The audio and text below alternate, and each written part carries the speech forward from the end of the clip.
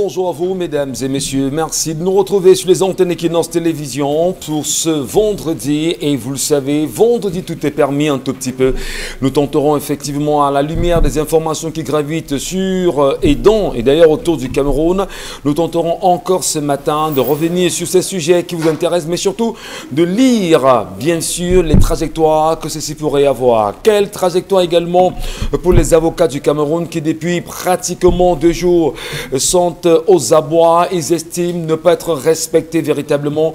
Hier soir encore, la bâtonnière, si on va l'appeler ainsi, à Tongana a fait une sortie dans laquelle elle s'était indignée sur les agressions et l'attitude de violence vis-à-vis des avocats aujourd'hui. Une question qui suscite tellement d'interrogations.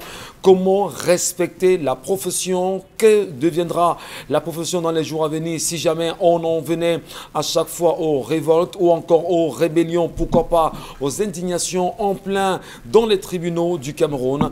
Quel est l'avenir de la justice au Cameroun? Bienvenue à vous, mesdames et messieurs.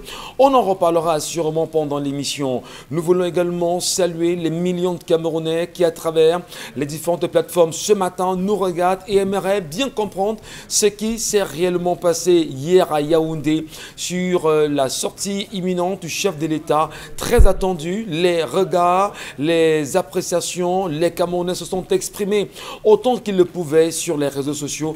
Mesdames, Messieurs, on en reparlera probablement pendant l'émission. Petit clin d'œil à ceux et celles qui regardent et s'intéressent à la politique internationale, effectivement. Finalement, en Côte d'Ivoire, sommes-nous en voie de parler d'un réel dialogue entre l'opposition et le parti au pouvoir, si vous le voulez, entre Alassane Dramane Ouattara et Henri Konan Bédié du PDCI, les frères, oui, fils justement de l'ancien président ivoirien Houphouët-Boigny, se sont-ils entendus pour cette réunion de famille et ont-ils décidé à leur façon de revenir à un équilibre pour protéger les avoirs de la famille? Les questions sont posées ce matin, mais surtout le regard est celui de la CEDEAO aujourd'hui et surtout quelques opposants ivoiriens qui estiment qu'ils ne veulent pas la présence de la CEDEAO et quelques troubles faits pour la résolution de la crise aujourd'hui en Côte d'Ivoire. Le Cameroun est-il en reste ou pas quand on sait également que dans les zones en crise,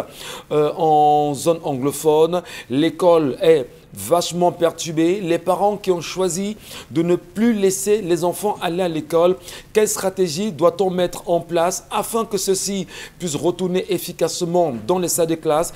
Quelle stratégie les ministères des enseignements secondaires, les ministères de l'éducation de base, y compris enseignement supérieur, mettent-ils en place pour que les enseignants retournent eux aussi dans les salles de classe et dans les amphis? Bienvenue à vous, mesdames et messieurs. La grande équipe avec moi encore ce matin pour vous accompagner jusqu'à 12 h. Merci de garder le cap. Alors on dit bonjour à Charles Mbatiou. Bienvenue à vous ce matin. Bonjour, monsieur Michel Ngatiou. Bonjour à tous les téléspectateurs. Je suis très horrifié ce matin. Je suis scandalisé, je suis courroucé ce matin d'apprendre que le pont de Maroua, qui a vu près de 7 ministres louer un avion d'Ethiopian Airlines à pratiquement 120 millions et plus, qui ont passé un séjour à se balader sans prendre aucune décision, sont repartis après avoir, devant les caméras, les chaînes, les micros des chaînes de caméras, pris des mesures cosmétiques, n'ont rien fait. Le pont de Maroua est abandonné. Abandonné. Trop de difficultés pour les populations de pouvoir de contourner et rallier d'autres villes. Mais bon Dieu, ces 100 millions auraient aidé au moins à faire ne serait-ce qu'un pont en bois, un pont provisoire pour permettre à ces populations de passer. À quoi joue-t-on véritablement dans ce pays? Mon Dieu. Et vous exprimez bien sûr déjà votre indignation encore, surtout la colère Charles Membachou. On va le dire, tout à l'heure on vous entendra sur d'autres sujets concernant cette colère.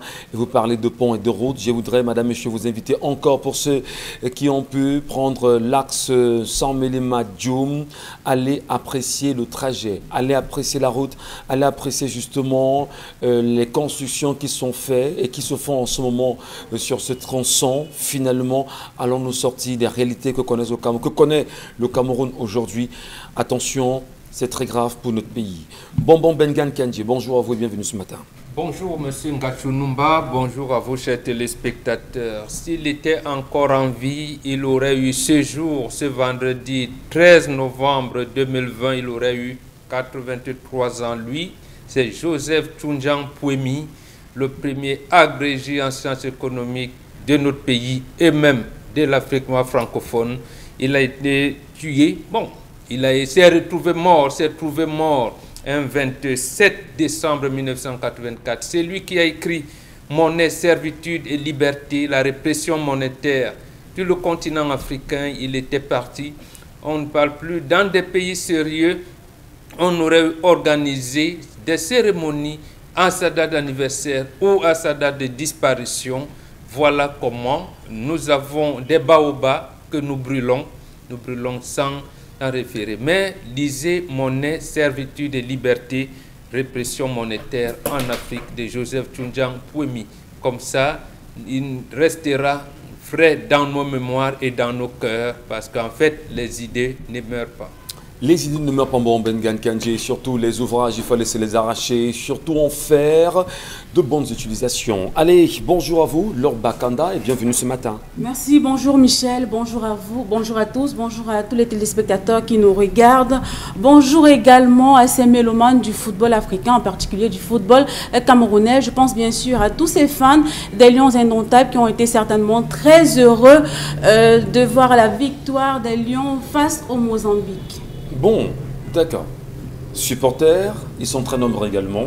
Mais il va falloir quand même dire que hier, alors que nous sortions des bâtiments d'Equinox Télévision, pour nous qui sortions un peu plus tôt dans l'après-midi, autour de 15h, je pense bien 14-15h, à laquelle les Lions devaient se rendre au stade, les routes étaient bloquées effectivement partant de l'hôtel jusqu'au stade pour les Lions indomptables. Mais ce qui était quand même surprenant, c'est que juste après le passage des Lions indomptables, on a réouvert la route et l'équipe de la Mozambique a été confrontée aux embouteillages. Et là, nous sommes bien sûr au Cameroun. On se pose des questions. N'avons-nous pas honte à un moment donné? Est-ce qu'il n'y a pas des attitudes qu'on devrait mettre en place pour cacher même le manque de civisme que l'on a à Douala aujourd'hui? On bat les routes, pourquoi? Même barré pour que les lions passent, pourquoi? Pourquoi? On ne devrait pas, Charles Membachou? On ne devrait pas, il devrait arriver à temps. Il devrait goûter aux embouteillages. Il devrait goûter? Vivre ce que les Camerounais vivent, monsieur. Mais attends, ne sont-ils pas Camerounais? Mais raison de plus de vivre ça. On parle bien de l'équipe, nationale. Il devrait vivre ça. On est dans une rencontre nationale. Hein, bon, il faut donc laisser aussi que l'équipe de la Mozambique puisse vivre les embouteillages. Tout le monde devait vivre les embouteillages. Il est hors de question que même un ministre en villégiature à Douala, lorsqu'il débarque, il faut qu'on barre tous les accès, que les gens ne parviennent pas à circuler. Pourquoi? Vous êtes bien à ça tue aussi l'économie à M. Michel Gachou. Vous êtes bien à Douala. Vous savez ce qui s'est passé à l'entrée de la Quintini? Il y a une dame qui devait accoucher. On a bloqué l'allée qui montait. Elle sortait par école publique. On a bloqué. Elle arrivait faire signe aux policiers qui étaient là. On fait signe. Les chauffeurs vont dire que ça ne va pas, dire madame, continuez. C'est ça aussi être républicain? Les lions dans leur voiture seront contents qu'une femme a accouché ou la femme est décédée dans une voiture? Il faut qu'on soit sérieux dans ce pays, hein, M. Michel Gachou. Mais on vous comprend très bien, Charles Membachou, sur votre colère. Mais qu'est-ce qu'on dira justement de Yaoundé lorsque le chef de l'État, lui, va sortir? Tout est bloqué de ce côté. Bon, comprenons. On ne peut pas se comparer au chef de l'État, M. Michel Gachou. C'est une institution, il y a des prérogatives qui accompagnent sa fonction, on les respecte. Mais que des ministres viennent des ministres qui sont en villégiature, qui viennent s'amuser, non. On n'a pas besoin de ça. Voilà. Laissez les gens circuler. Qu'il se retrouve dans les embouteillages, je crois que le lion, quand on va lui mettre le micro, va dire que vraiment, mon argent, mes primes que j'ai gagnées, je mets sur le service des feux rouges et tout et comme ça peut nous aider. C'est ce que vous souhaitez bien. Merci. Dominique Audrey-Yengelek, bonjour à vous et bienvenue ce matin. Bonjour Michel Gachou, bonjour aux téléspectateurs. J'aimerais partager avec vous une micro-citation qui dit que pleurer, c'est ressentir. Et ce matin, encore une fois, comme beaucoup de Camerounais, nous pleurons tous ces Camerounais qui ne font que tomber sur le théâtre de la crise anglophone. Que ce soit des forces de l'ordre, que ce soit des civils, tout le monde est en train de tomber. Et face à ça, face à cette douleur, on ne saurait rester insensible. Merci beaucoup Dominique Audrey. Loi des finances 2021, pourquoi est-ce que les députés camerounais n'ont-ils pas encore la loi entre les mains? Pourquoi les députés, pourquoi attendra-t-on seulement 5 jours avant, on va dire, l'ouverture des débats pour venir remettre les documents aux députés? Quand est-ce que les députés camerounais ont pris connaissance de la loi des finances 2021? Qu'est-ce qui justifie cette façon de faire au Cameroun où on surprendra encore les Camerounais en 2021 avec des lois auxquelles ils ne s'attendent pas, dont ils ne sont pas informés? Comment expliquer l'attitude justement du Parlement aujourd'hui qui est muet face à cette situation? Où est passée exactement la loi de finances de 2021? Pourquoi les députés ne les ont pas encore en main? Et est-ce qu'on peut au moins communiquer sur le contenu de cette loi pour que chaque Camerounais puisse comprendre exactement ce qu'il pourrait attendre ou l'attendre à partir de l'année 2021. Merci à vous, madame, messieurs. On en reparlera bien sûr dans cette émission avec 10-12 Zénith. Vous connaissez les plateformes Equinox TV pour ceux qui nous regardent rapidement sur Facebook ou encore le numéro qui s'affiche bas à l'écran. Envoyez-nous vos commentaires et vos messages. Nous les lirons. L'histoire de ce matin, Dominique Audrey, il s'agit de quoi? J'ai eu beaucoup de peine, Michel, à prendre cette histoire parce que la première qui est arrivée dans le même sillage, j'ai dû la repousser, mais lorsque j'en ai reçu 10 dans le même thème, j'ai dû me résoudre à la raconter ici. En fait, c'est l'histoire d'un jeune homme, d'un monsieur âgé sensiblement de 32 ans. 32 ans qui dit qu'il est complexé. Jusqu'aujourd'hui, il n'a pas pu s'établir dans une relation, il n'a pas pu pousser dans une relation parce qu'il est complexé par sa morphologie. Et aujourd'hui, il dit qu'il a déjà essayé des massages, il a essayé de boire des potions, il a bu des comprimés, du moins tout ce qu'on présente sur les réseaux sociaux qui sont à même de modifier sa morphologie. Et jusque-là, ça ne marche pas. Il dit qu'il est sujet à des railleries, il est sujet à des moqueries de la part de ses vis-à-vis, des femmes qu'il rencontre. Donc maintenant, il pose la question de savoir, est-ce que c'est le fait pour lui d'avoir subi la circoncision une semaine après sa naissance, ou alors c'est congénital? Du moins, l'histoire est adressée aux hommes sur le plateau pour essayer de comprendre le pourquoi de cet état des choses. L'histoire aussi adressée aux femmes, Dominique Audrey. Bon, qu'est-ce qu'on en sait? Voilà, vous êtes aussi femme. Son problème, c'est quoi? Il a un petit phallus. Il est complexé par ça, justement. Voilà, il a un petit phallus. Et est-ce qu'on devrait être complexé par son phallus? Il s'appelle comment? Non. Bah, on peut lui donner le nom qu'on veut. Rodrigue. Voilà, Rodrigue, ça passe. Oui, Non, ça sonne bien. Non, Dagobert. J'espère que vous ne riez pas sans problème. Oh, Michel. Non, pourquoi Michel? En tout cas, c'est bien sûr l'histoire d'un homme qui est complexé. Vous le savez, vous l'avez entendu de Dominique Audrey ce matin. Et c'est vrai qu'on peut généraliser parce que même les femmes ont des complexes. Ah, ont des complexes. Oui. Ben là, justement, l'homme est au cœur justement de l'échange de ce matin. Oui. Est-ce qu'il y a des hommes au Cameroun aujourd'hui qui sont complexés par leur phallus et qui estiment en réalité qu'il faut les grossir pour pouvoir apporter la satisfaction réelle? Est-ce qu'il y en a aussi qui ont, dira-t-on, de très gros phallus et qui estiment qu'il faut les amincir pour pouvoir trouver satisfaction? Quel regard les femmes portent-elles aujourd'hui sur cette situation et qu'est-ce qu'ils peuvent faire pour en sortir? Et il estime que peut-être c'est après, soit le lendemain ou à une semaine de sa circoncision, ça va le raconter, effectivement, et qu'il estime que voilà, il ne peut pas satisfaire. Mais est-ce que tout n'est pas dans sa tête à un moment donné? On en parlera. Mais vous disiez que la question est posée aux hommes sur le plateau. Bien sûr. Mais les femmes également ont quand même à nous dire là-dessus. Comment vous appréciez l'histoire de ce matin? Laure Bakanda, je commence par vous. Arrêtez de rire déjà parce que c'est assez important qu'on en parle. Un homme peut être complexé. Ah, elles font partie alors des femmes qui se moquent? Non, du tout. Non. Du tout, vraiment. Est-ce qu'un homme, pour vous qui êtes femme, devrait être complexé par son membre en réalité, qu'il estime tout petit et incapable de satisfaire? Bon, moi j'ai envie de dire que tout se passe dans la tête comme tu l'as dit.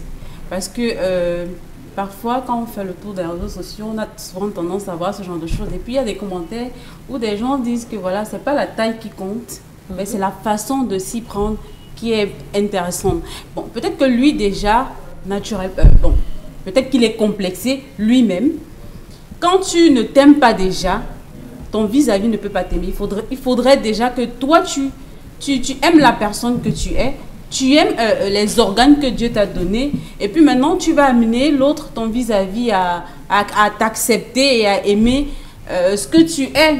C'est vrai qu'il y a beaucoup de personnes qui se retrouvent dans cette situation, dans la même situation que Rigobert ou Dagobert, je ne sais pas trop quoi. Trouvez-lui un prénom qui vous sied, il n'y a pas de souci. Mais je crois que le problème est plus large.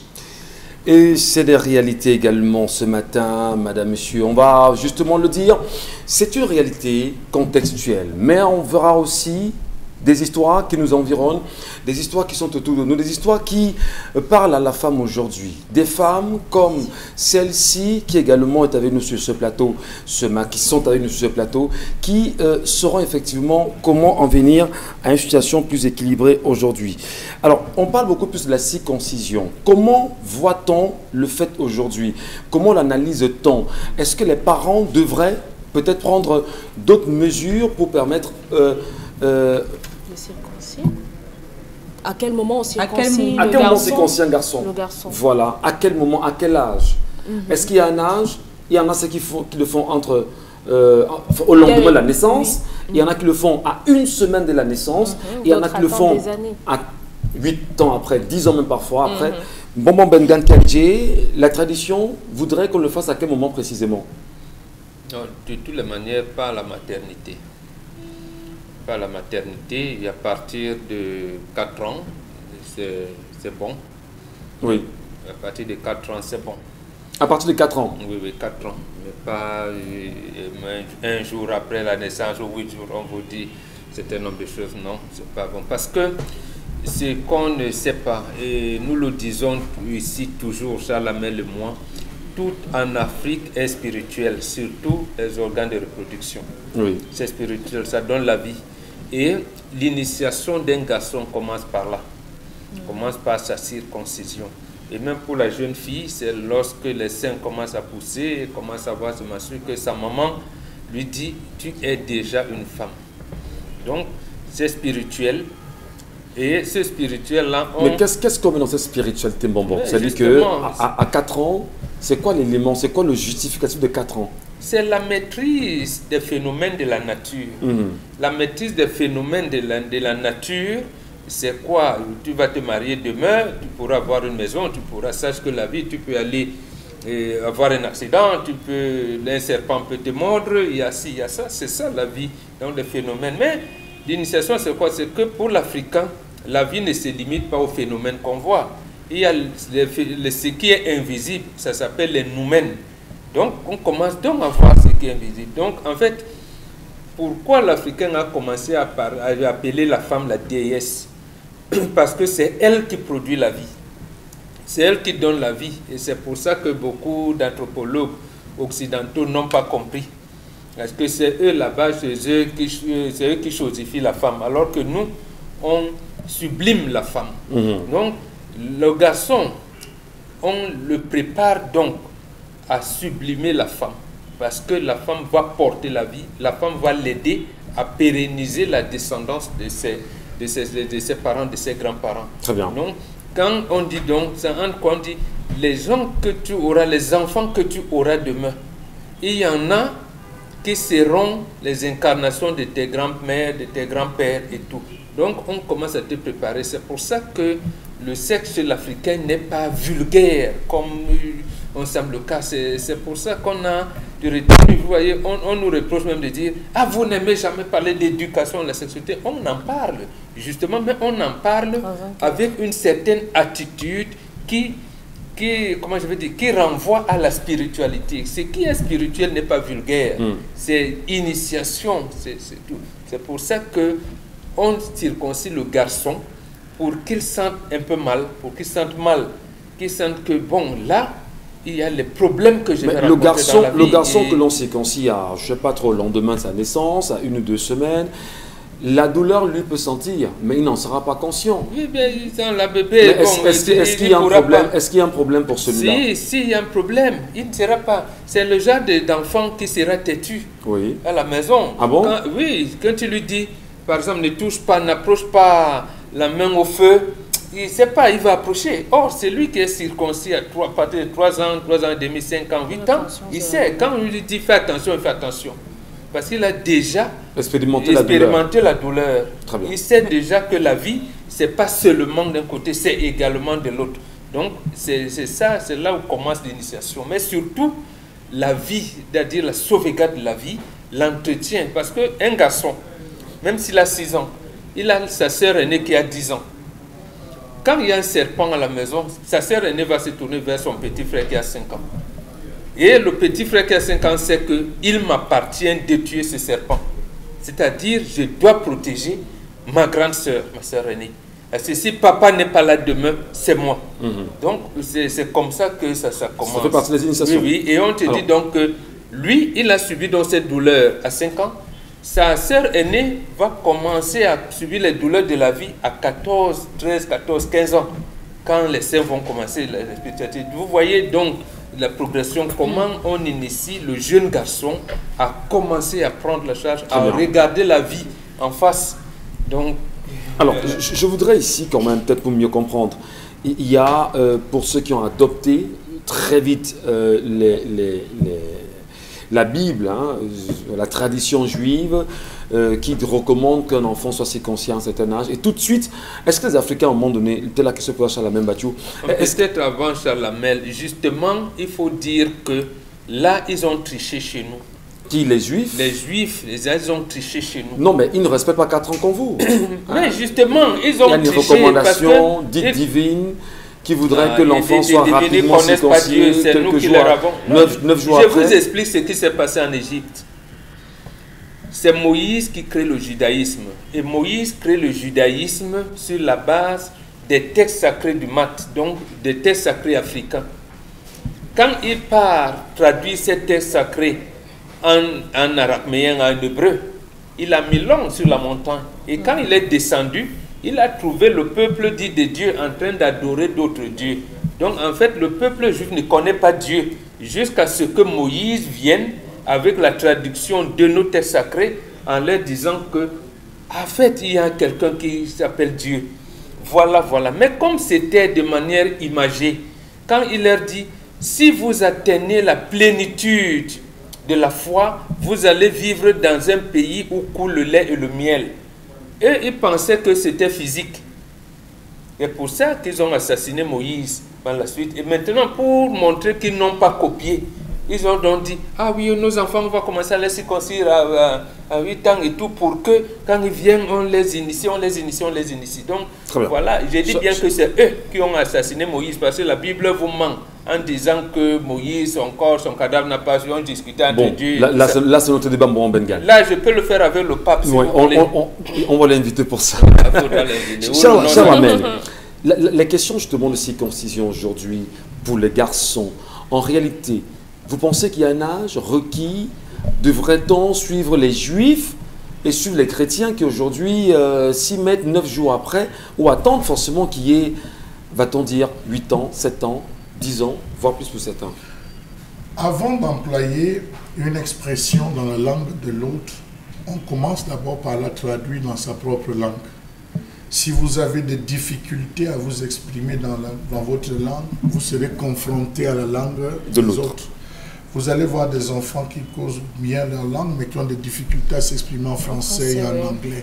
Vous avez certains qui réussissent à naviguer. Donc, pour dire qu'on devait rentrer véritablement à nos fondamentaux ancestraux en termes de circoncision. Chaque peuple a sa façon à lui de multiplier.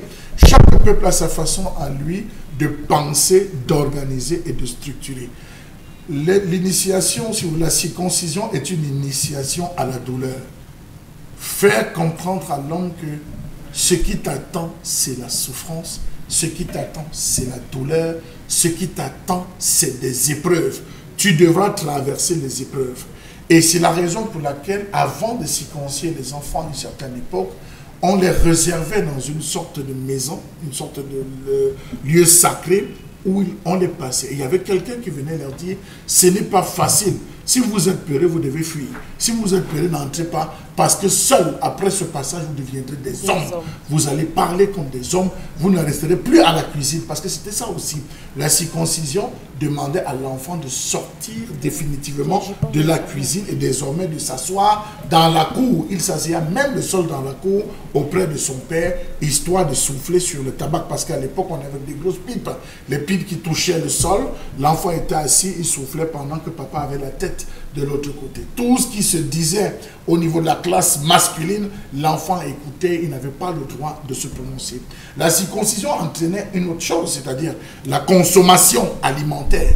On changeait pratiquement tout en termes de consommation. L'enfant n'allait plus se retrouver à manger des produits sucrés, comme ce que je vois aujourd'hui, les gens qui mangent la banane mûre, le plantain mûr. Si on n'a pas préparé le plantain mûr à la maison, ils ne mangent pas. C'est un ensemble, disait-on, chez les bantous, ça fragilise les patates et tout. Pour manger la patate, on la mange crue, parce que lorsqu'elle est crue, elle est plus vivante, plus vivifiante. On mange le manioc cru. La maman, toutes les mamans qui préparent devaient donner le manioc cru à l'enfant, parce que le manioc entrait dans la Constitution.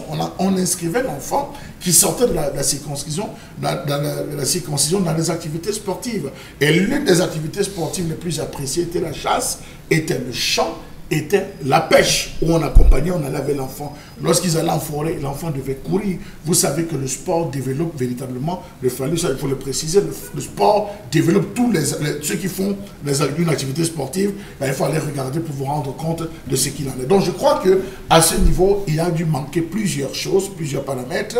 Est-ce qu'il fait du sport? Est-ce qu'il pratique une activité sportive? Est-ce qu'il est véritablement engagé, on va le dire, dans la consommation? Vous savez que l'excès d'épices n'est pas bien. Même aux hommes, l'excès d'épices n'est pas bien. Bon, ceux qui aiment consommer de piment. Non, mais pourquoi vous voyez le piment seulement comme la seule épice? Non, je ne veux pas d'épices. Donc il faut dire qu'il y a beaucoup ce qu'on appelle des condiments, il faut le dire. Oui, il y a beaucoup. Voilà. Donc je parle des épices. Il y a des épices qu'on demande à enlever. Que dans comment vous appelez ça, dans la consommation des garçons. Les garçons ne mangent pas la même chose que la femme. Il y a des gestes aussi qui accompagnent. Vous avez un enfant qui a peut-être grandi, on le frappait trop à l'épaule, trop sur la tête, cogner la tête, ça joue sur ces différents organes. Ah bon? Donc il faut dire, oui, ça joue, on ne frappe pas le garçon sur l'épaule.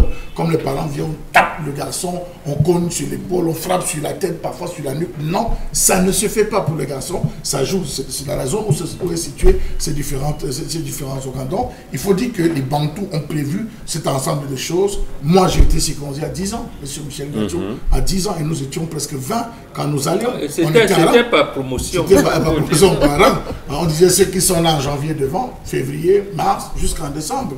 On était classés et on savait que nos aînés, c'est ceux qui sont au mois de janvier. Nous, on est de l'autre côté. On entrait et lorsqu'on était sur un morceau de bois, il y avait des mamans qui entonnaient des chansons à l'extérieur. Elles chantaient, tapaient les mains. On vous appelle, vous entrez, hop, vous allez. Bon, c'est un peu comme ça. Donc j'estime qu'il faut revenir à ces fondamentaux. Merci beaucoup, merci à vous. Merci mesdames et messieurs. C'est les réalités en même temps que vous connaissez aujourd'hui dans votre environnement. L'Afrique a également ses réalités. Et on salue aussi ceux qui de l'autre côté on prenne sur eux d'avoir les leurs et nous respectons quoi qu'il en soit. Beaucoup d'encouragement. Vous le savez également, le Cameroun a de grandes réalités. Le Cameroun a de grands problèmes. Le Cameroun souhaiterait, quoi qu'il en soit, d'ici 2035, puisqu'on parle d'émergence à l'horizon 2035, trouver le moyen de s'hisser véritablement dans cette émergence-là. Émergence, si oui, est-ce que c'est possible? Comment on est arrivé là?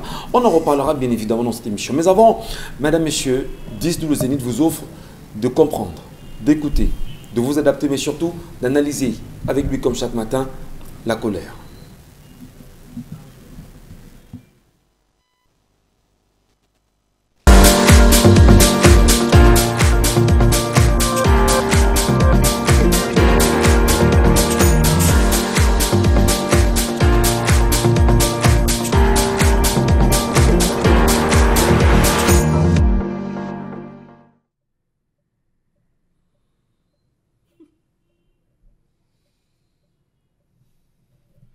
Je m'interroge ce jour sur la question de l'abandon de la pénétrante est de la ville de Douala.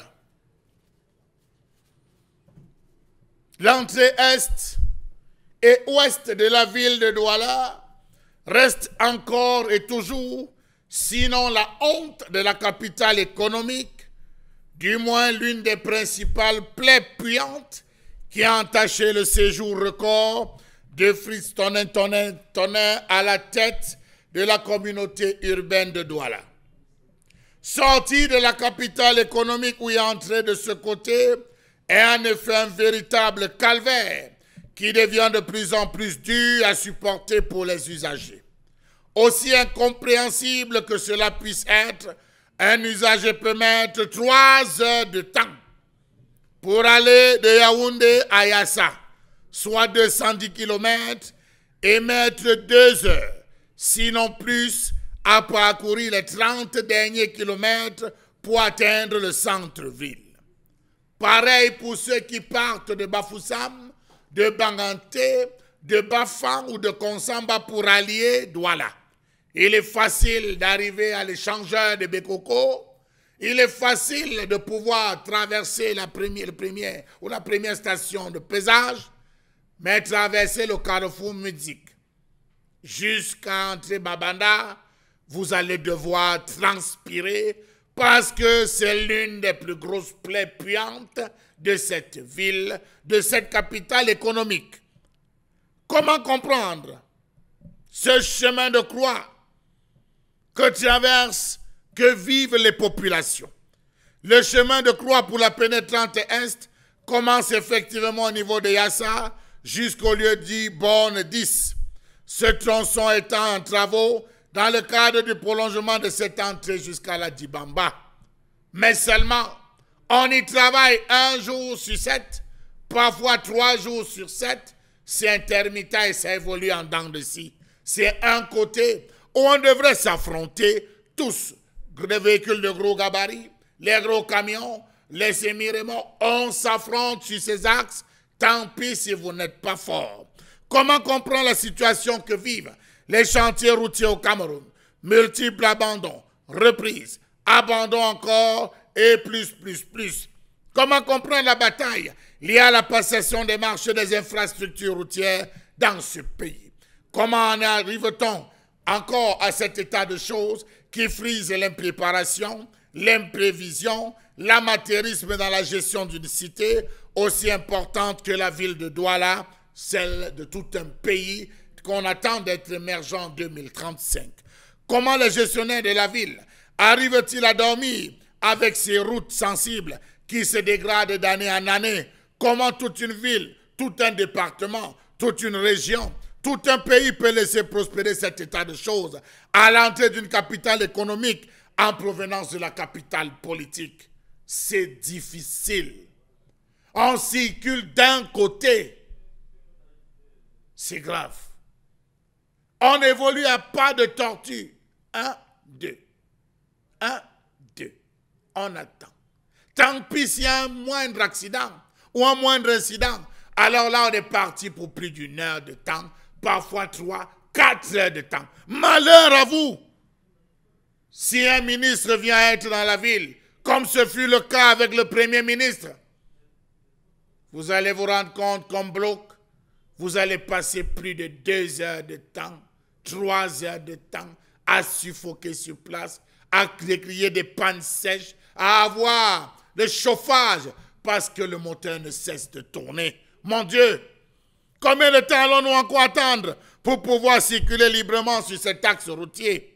L'entreprise chinoise en charge des travaux de construction de la 2e phase de la pénétrante Est a été suspendue par le ministre des Travaux publics pour inefficacité et non-respect des clauses contractuelles. On a dit que les travaux devaient reprendre dans les plus brefs délais, mais les travaux ont été abandonnés. On a redonné le chantier à McGill et patati patata, les embouteillages n'ont eu de cesse que de s'accroître. Pourtant, l'argent frais avait été décaissé. On apprend aujourd'hui que l'entreprise McGill attend toujours son chèque de démarrage de ce chantier qu'il avait pratiquement laissé à l'abandon depuis le début de la pandémie du Covid-19 au Cameroun.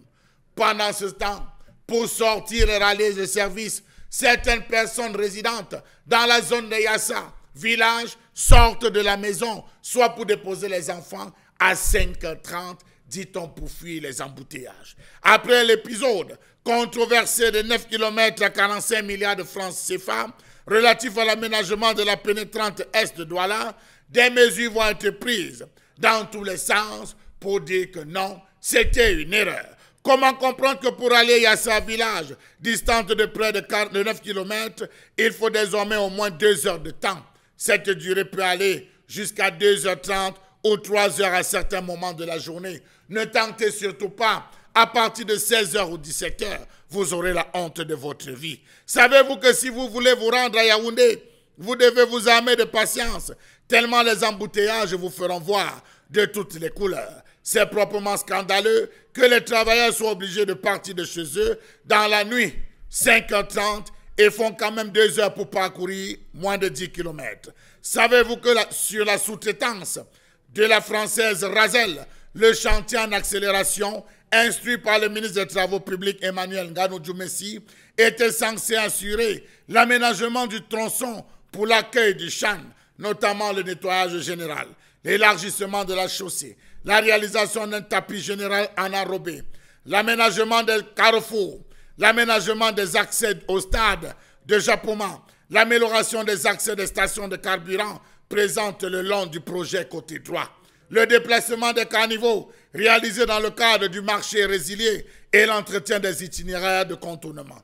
Comment comprendre que les travaux évoluent en dents de scie, occasionnant de sérieux problèmes, à savoir la gestion de la circulation, l'absence des forces de maintien de l'ordre au niveau des carrefours, le non-respect de l'arrêté préfectoral interdisant la circulation des poids lourds pendant la journée, le péage de la carrière de l'Ogbadjek, le stockage des caniveaux préfabriqués dans le cadre du marché réalisé, du marché résilié et la contractualisation des travaux. Que dire de la pénétrante ouest?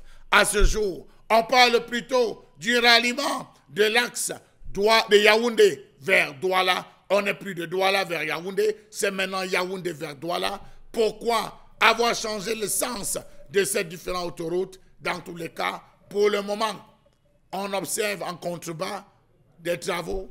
On attend, peut-être 2020, peut-être début 2021, sinon vers la moitié de 2021, on pourra être livré. Ainsi va la République, tout ce qu'on affiche comme moi, comme tant de réalisations, finit par ne pas aboutir. La colère, ce matin, merci d'ailleurs Charles Mbachou de nous la livrer effectivement. Elle est bien sûr énervante pour ceux-là qui très souvent prennent la pénétrante est de la ville et se retrouvent dans des embouteillages. Ils ne peuvent pas en sortir facilement. Comment appréciez-vous, vous aussi, l'axe Yassa, prenons de sorte que l'axe Yassa, si vous voulez, jusqu'au centre-ville de Douala aujourd'hui? Qu'est-ce qui peut justifier la lenteur des travaux et la non-livraison rapide, les délais de livraison? Pourquoi ce retard quand on sait également que le Chan est attendu, quand on sait que la Cannes d'ici 2022 est attendue? Comment les voyez-vous, ces réalités? On en parle avec, bien sûr, la grande famille, comme toujours, et Dominique Audrey-Yengelek. Vous avez vous aussi, au moins pour une fois, vécu les réalités de la pénétrante est de Douala, notamment l'axe qui va à Yaoundé, si on va le dire ainsi. Vous entrez, vous sortez, les embouteillages, Charles Hamel, dans sa colère, l'a très bien exprimé, mais surtout, on se rend compte qu'il y a un réel problème de livraison des travaux ou des chantiers. Oui, tout à fait. Tout à fait. Et le schéma se voit également, il a mentionné au niveau de la pénétrante ouest. Lorsque vous entreprenez d'aller à Yaoundé, le chemin, c'est un périple, vraiment c'est terrible, Michel.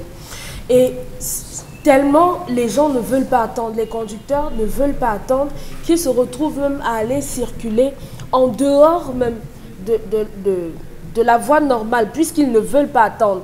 Et parfois, vous assistez même à des accidents, et c'est tellement violent.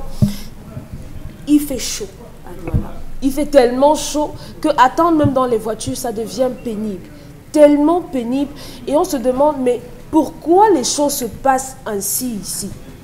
Pourquoi, depuis qu'on a annoncé les travaux, les sommes sont faramineuses, les montants, les coûts des projets, parce qu'on a payé la première tranche, il y avait également la deuxième tranche, il fallait penser au second pont sur la Dibomba, énormément de chantiers en même temps, mais jusqu'ici, rien n'a été fait. Même la promptitude pour pouvoir rapidement terminer, on n'en est pas là. Je crois que c'est sur cette taxe que le ministre a demandé qui vous a donné le marché.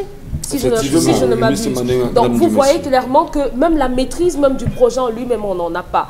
Maintenant, quand on sort de là, il faudrait que on comprenne qu'il y a un enchevêtrement entre les routes et l'économie.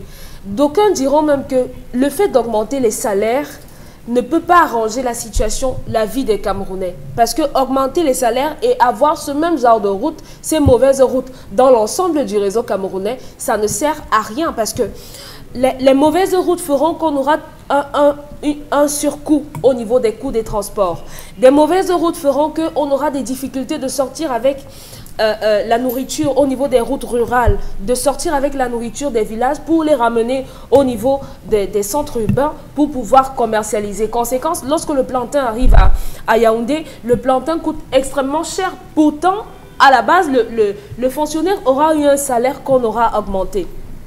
Les routes, tant qu'elles ne sont pas faites, avec les routes internationales, l'acheminement des marchandises ne pourront pas se faire puisqu'il n'y a pas de route. Le réseau routier à l'international ne vaut pas véritablement la peine parce qu'il faut voir ces camions-là qui entrent et qui sortent. On vous dit que ici, ça là, ça va à l'est, ça là, ça va à tel endroit. Donc, de quelque manière que ce soit, tant que les routes ne sont pas faites, tant que les routes ne sont pas bien faites, il y aura toujours un problème. Et au niveau de la pénétrante ouest, vous savez, en 2018 ou 2019, si je ne m'abuse, la CONAC avait fait des investigations à l'issue desquelles on parlait des détournements à hauteur de 350 millions par là et avec un problème d'indemnisation des populations qu'on avait dû déplacer de là. Donc, on gagnerait avec les échéances sportives qui arrivent de terminer, sinon on aura encore la honte comme on a eu hier avec ces équipes étrangères-là qui, de retour chez elles, raconteront que vraiment le Cameroun est un très bon pays. Les routes là-bas... C'est exceptionnel. Qu'est-ce qui justifie bien sûr l'abandon aujourd'hui de la pénétrante est de Douala, ou si vous voulez, de la ville de Douala? Lord Bakanda, vous aussi, vous avez été confronté au moins à ça une fois, vous avez constaté que les chantiers là-bas, pas une fois, ça n'évolue pas une vraiment. Fois, pas deux fois, plusieurs fois. J'ai dû passer 2 heures de temps dans un taxi à attendre que la route se dégage. Ce n'est vraiment pas évident de ce côté-là.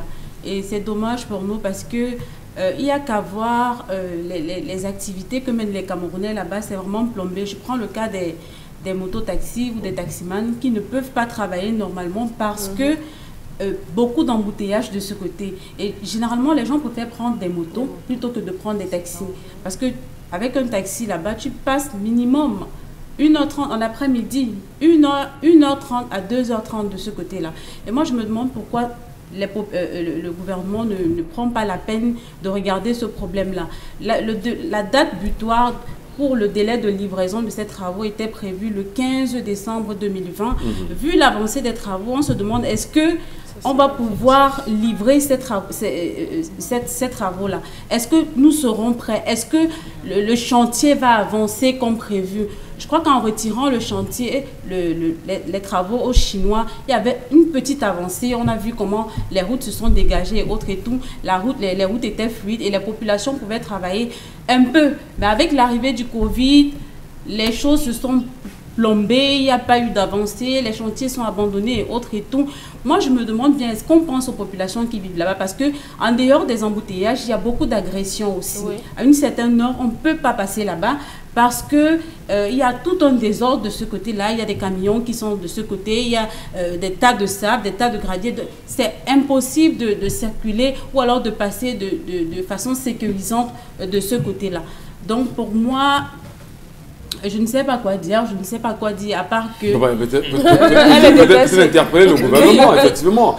Parce que, mis à part interpeller le gouvernement, on sait quand même qu'on a un ingénieur de la nation, un ingénieur de la République et qui est bien sûr ici le ministre Ngannou Messi des Travaux publics, qui est arrivé, là, je le dis parce qu'en tant que reporter, lorsqu'on lui tendait le micro, il posait bien sûr la question à l'entreprise chinoise qui s'en occupait, souvenez-vous à l'époque, qui vous appartenez justement à quelle entreprise? Quels sont les champs? Non, la question qu'elle posait c'est quels sont les travaux que vous avez déjà réalisés ailleurs avant de revenir ici au Cameroun? Alors, quand le ministre lui-même pose une pareille question sur le chantier, et il faut rappeler, moi je le dis parce que j'étais le reporter de cette histoire ce jour, le ministre était en compagnie de toute, je veux dire, de la délégation ministérielle qui est partie de Yaoundé. Il y avait également le délégué régional des travaux publics du littoral qui l'accompagnait.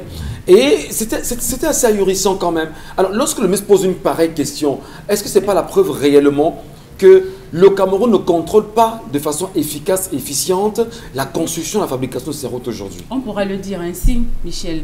On pourrait le dire ainsi, parce qu'avant de confier quelque chose à quelqu'un, il faudrait vérifier le CV, le background de cette personne. Est-ce qu'il a eu à travailler sur tel chantier? Est-ce qu'il a rendu le chantier à temps? Est-ce que le chantier qu'on lui avait confié a été rendu de manière... en fait, est-ce que c'était bon? Est-ce que c'était bien fait? Final, oui. Voilà, donc il faut vérifier tout ça. Mais on se demande pourquoi est-ce que nos gouvernants ne prennent pas la peine de vérifier tout ça avant de confier le chantier. Mais maintenant, on a retiré ce chantier aux Chinois parce que pour non-efficacité, on a confié à une entreprise italienne, McGill, je crois que c'est... c'est McGill. C'est McGill. Ouais. Je crois qu'elle est italienne. Canadienne. Oui, canadienne. Mais jusqu'à présent, on ne voit pas le résultat, Michel. Alors, qu'est-ce qui justifie justement... Ils attendent le chèque de démarrage. Ils attendent leur part, le Cameroun doit donner sa part. Qu'est-ce qui justifie que l'on retire le marché à un entrepreneur X pour, on va dire, un non-respect des délais de livraison, sans l'auditer, et restituer à une autre entreprise sans lui reverser le chèque de livraison? Est-ce qu'un bonbon Bengan, à un moment donné, on est nous-mêmes conscients de ce que nous sémons dans ce pays pour le cas justement de la pénétrante est de dollars? Oui, les dirigeants savent. Ils savent bien que nous sommes dans une politique de tâtonnement. Ils savent ça. Je vais vous prendre deux exemples. Lorsqu'on lance la campagne électorale de la majorité présidentielle en 2004, autour des grandes ambitions, le point numéro un, le point central, c'était les infrastructures routières. Et je ne sais pas si vous en avez aujourd'hui, parce que c'est à cette période-là, et Charles Hamel a bien fait de le dire, on parlait de pénétrante Est, pénétrante Ouest et tout, et il y avait quelqu'un, le ministre des Travaux publics à l'époque, qui s'est présenté comme l'ingénieur de l'État. Il vient plus tard, M. Patrice Ambassala, en 2011, il voit les choses n'avancent pas. Il dit non, c'est moi qui on l'écarte du gouvernement, en lui disant que, mes chers amis, tu veux faire quoi là? Deuxième chose, observez que le stade de Japoma et le stade qui porte le nom du chef de l'État ont été négociés par le chef de l'État lui-même. Et avec ceci que les Turcs à Douala devaient venir avec les manœuvres. Ça veut dire qu'en fait, on vous met de côté. Il n'y a pas voilà. de et vous voyez donc transmission de la technologie. Transfert de technologie. Et en plus, on devait même faire des préfabriqués en Europe, notamment pour le stade qui portait le nom du chef de l'État. Avec une entreprise... Pas qu'on devait faire, on les a fait. On a vu justement l'arrivée de ces préfabriqués. Avec une entreprise qui fait dans la bétonnière. Donc, je vous prends cet exemple-là pour vous montrer que les routes, je veux dire, dans la politique des infrastructures routières, comme l'a révélé Jean Lamel, ça n'intéresse pas. Ça intéresse les poches des gens. Et vous vous rendez compte qu'on ne va même pas faire l'audit de ces pénétrantes-là. Déjà, je pense qu'il a parlé de Bonabéry, où il y a un toboggan. Et après ce toboggan, la communauté urbaine avait pris, et sur elle, à l'époque, ce n'était pas encore la mairie, de faire un grand monument. Je pense qu'on l'a cassé. On l'a cassé. Donc, vous êtes là, pourquoi ne fait-on pas l'audit? Ainsi de suite, ainsi de suite. Et d'un, de deux, l'ancienne route Bonabéry n'a pas été réceptionnée. Dans l'entreprise qui avait travaillé, bon, je ne citerai pas le nom, dès les premières pluies, ça, les crevasses, la route a commencé à montrer les signes de fatigue. Prenons ça comme ça. Il s'est trouvé des nids de poules. Donc, c'est entre des copains. Donc, c'est les passations de marché entre copains. Entre copains, vous ne pouvez pas me dire que monsieur le ministre Ndjoumessi ne savait pas qu'on avait attribué ces travaux à cette entreprise chinoise. Mais moi, je lui dis qu'il m'a semblé très vraiment lui-même ce jour-là surpris. Il est savoir comment c'est lui l'ingénieur de l'État. Et il faut bien rappeler, Mme Diane, il montre la surprise. Lors de la descente du ministre, parce qu'il faut préciser, le ministre en lui-même décide de venir visiter la pénétrante est de la ville de la... Souvenez-vous, lors des embouteillages qu'on avait connus à un certain niveau. La buse avait lâché. Voilà.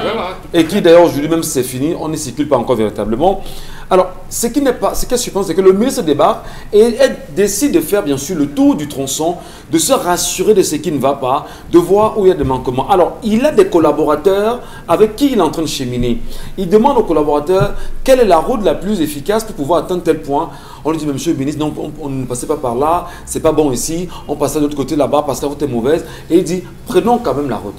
Alors, partons justement de Trades Yassa, nous reporters, vous et moi-même, nous prenons une autre route avec la moto qui nous y amène.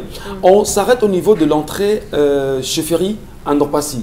Oui. Nous n'avons pas compris qu'est-ce qui s'est passé entre Yassa et Ndorpassi avant que nous arrivons. On avait déjà versé, vous appelez ça comment? La posolante. Une posolante, les endroits crevassés, etc. On les a versés rapidement parce que le ministre devait venir visiter. Et qu'est-ce qu'on lui dit? Monsieur le ministre, vous voyez, nous sommes en travaux depuis, ça a commencé également ici. On se bat justement pour que... Vous voyez le niveau quand même de malhonnêteté quand même dans un pays? Non, ça c'est petit. Lorsque le chef de l'État lui-même en a été victime, lorsqu'il part lancer sa campagne électorale à Maroua, c'est ce matin même, parce qu'on dit, ah oui, le vol va arriver autour de 10 h. On a commencé peut-être à 5 h du matin à badigeonner quelque chose en pensant que avec l'arrosage et tout, quand l'avion viendra, il se trouve donc qu'il a fait soleil. Quand le chef d'État arrive, mais avec une pluie qui avait déjà enlevé tout ce qu'on avait mis là. Une pluie, il a plu, peut-être le matin, ça a enlevé tout. Et il a fait soleil quand le chef de l'État arrivait. Et comme le cortège roule à une vitesse assez quand même élevée, la poussière a envahi le cortège du chef d'État au point où ils étaient obligés de s'arrêter. C'est pour ça que le chef d'État n'a pas mangé à Maroua. Quand il a terminé son meeting, là, tout le monde était même à dire, mais pourquoi? Il était prévu qu'il dorme à Maroua, il n'a pas dormi. D'ailleurs, il a dit, faisons le sac, on repart. Donc, on le fait au chef de l'État lui-même, précisément parce que lui, il négocie les marchés. Il n'y a pas de suivi. Comment le marché qu'il négocie lui-même, il n'arrive pas à, j'allais dire, à être exécuté, au point où on jongle, les gens n'ont pas de salaire, ainsi de suite, ainsi de suite. À plus forte raison, les pénétrantes de la capitale dite économique de la CEMAC, qui sont négociés par ses collaborateurs. Le résultat sera le même. On n'aura pas de route, on sera là avenant sur avenant et les poches vont gonfler, ainsi de suite, ainsi de suite. Qu'est-ce qu'il en est aujourd'hui de l'autoroute Douala-Yaoundé? À quelle étape en sommes-nous? Oui, lorsqu'on parle bien sûr... On a changé. On a changé? C'est Yaoundé. Douala, ce n'est pas Douala-Yaoundé. Oui, quand je dis Douala-Yaoundé, c'est qu'on se comprenne parce que le problème c'est Douala-Yaoundé, non Yaoundé-Douala. Alors qu'est-ce qui suffit justement qu'aujourd'hui qu'on passe de Douala-Yaoundé pour Yaoundé-Douala maintenant? En tout cas, où est passé le projet? Où en sommes-nous? Quel est l'état des lieux, madame, messieurs? Parlons-en juste après la pause.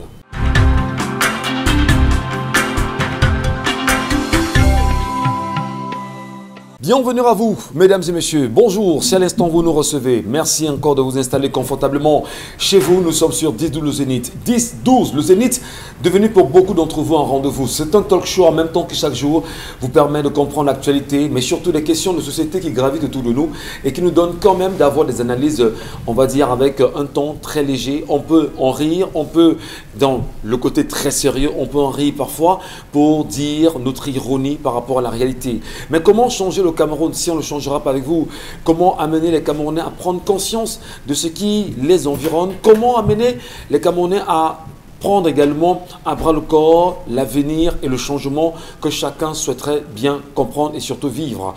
Merci à vous. On est simplement dans un talk show et les sujets que nous développons, on les commente avec vous chaque matin. Vous êtes certainement vous aussi nombreux Camerounais, de l'intérieur comme de l'extérieur, à avoir pris la peine de faire le voyage tronçon Yaoundé-Douala et vous êtes arrivé au niveau de la pénétrante Est, ici exactement dans le littoral. Comment avez-vous apprécié la route? Et la question, je la posais avant la petite pause, qu'est-ce qu'il en est aujourd'hui de l'autoroute Yaoundé-Douala? Ben, au départ, c'était Douala-Yaoundé, Yaoundé-Douala aujourd'hui. À quelle étape sommes-nous? Est-ce que les travaux peuvent, on peut le dire, qui sont suffisamment avancés? Est-ce qu'on peut avoir, d'ici à 2021, autant pour moi, oui, au plus, vraiment une réalisation de l'autoroute de Yaoundé-Douala? J'en ai même battu. Monsieur Michel Ngachou, tout ce qui arrive au Cameroun, tout ce qui nous arrive parle de ceci que en aucun moment on pense mettre ceux qui ont la compétence au devant de la scène. On s'arrange à mettre des administrateurs dans la gestion de pratiquement tout, à telle enseigne que les techniciens deviennent tout simplement des manœuvres.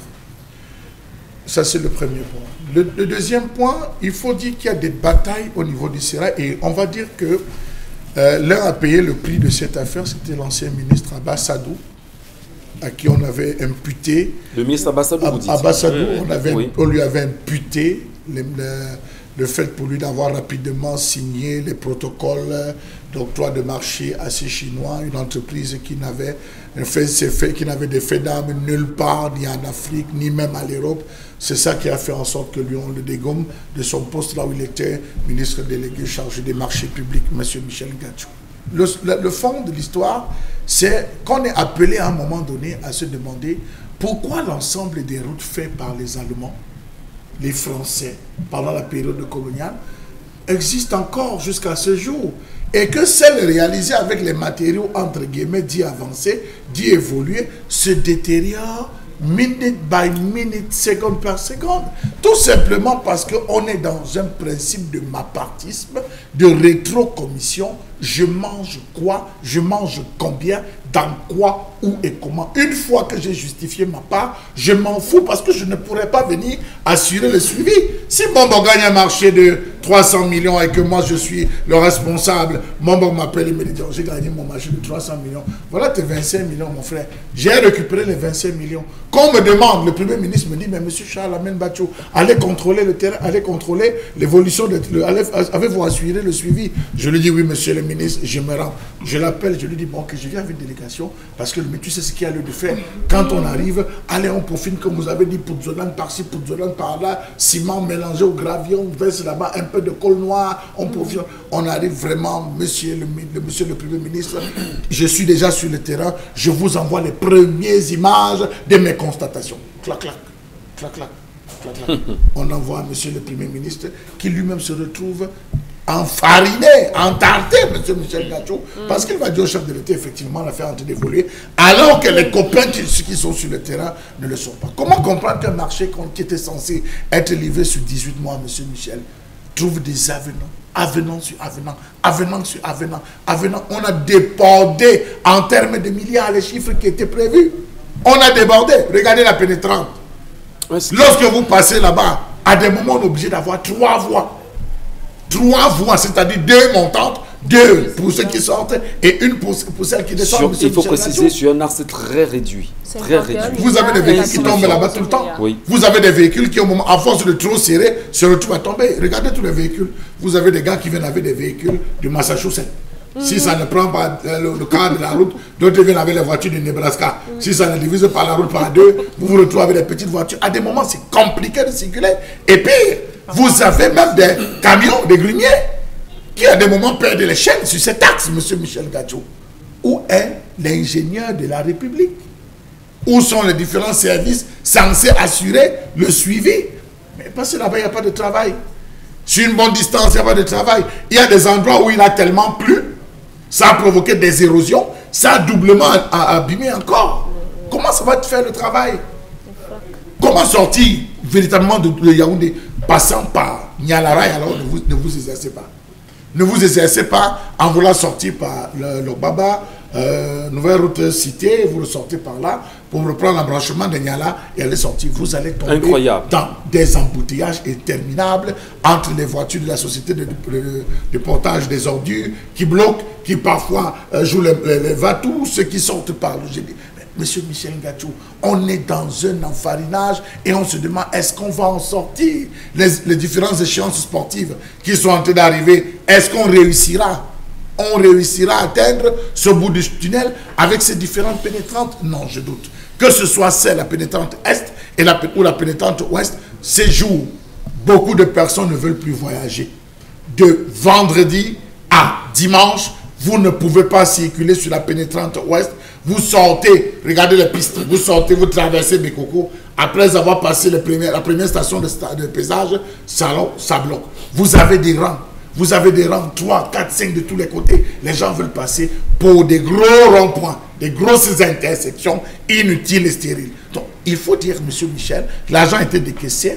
Dans un premier temps, vous avez oublié que les Chinois ont dit qu'ils étaient là pour la première phase. Leur contrat avait été signé, il fallait qu'on les paye l'intégralité de leur somme. Ça avait été payé, ça faut le dire. On a payé sans avoir lancé un audit. On a dit, ok, comme c'était sur la première phase, pour éviter que vous nous portez plainte et tout et qu'on sort, l'État du Cameroun a assez sali, on a payé. On a repris l'autre qui attend son chèque de démarrage. Oui, le ministre a fait son travail, que de venir dire que les travaux vont reprendre, il y aura accélération.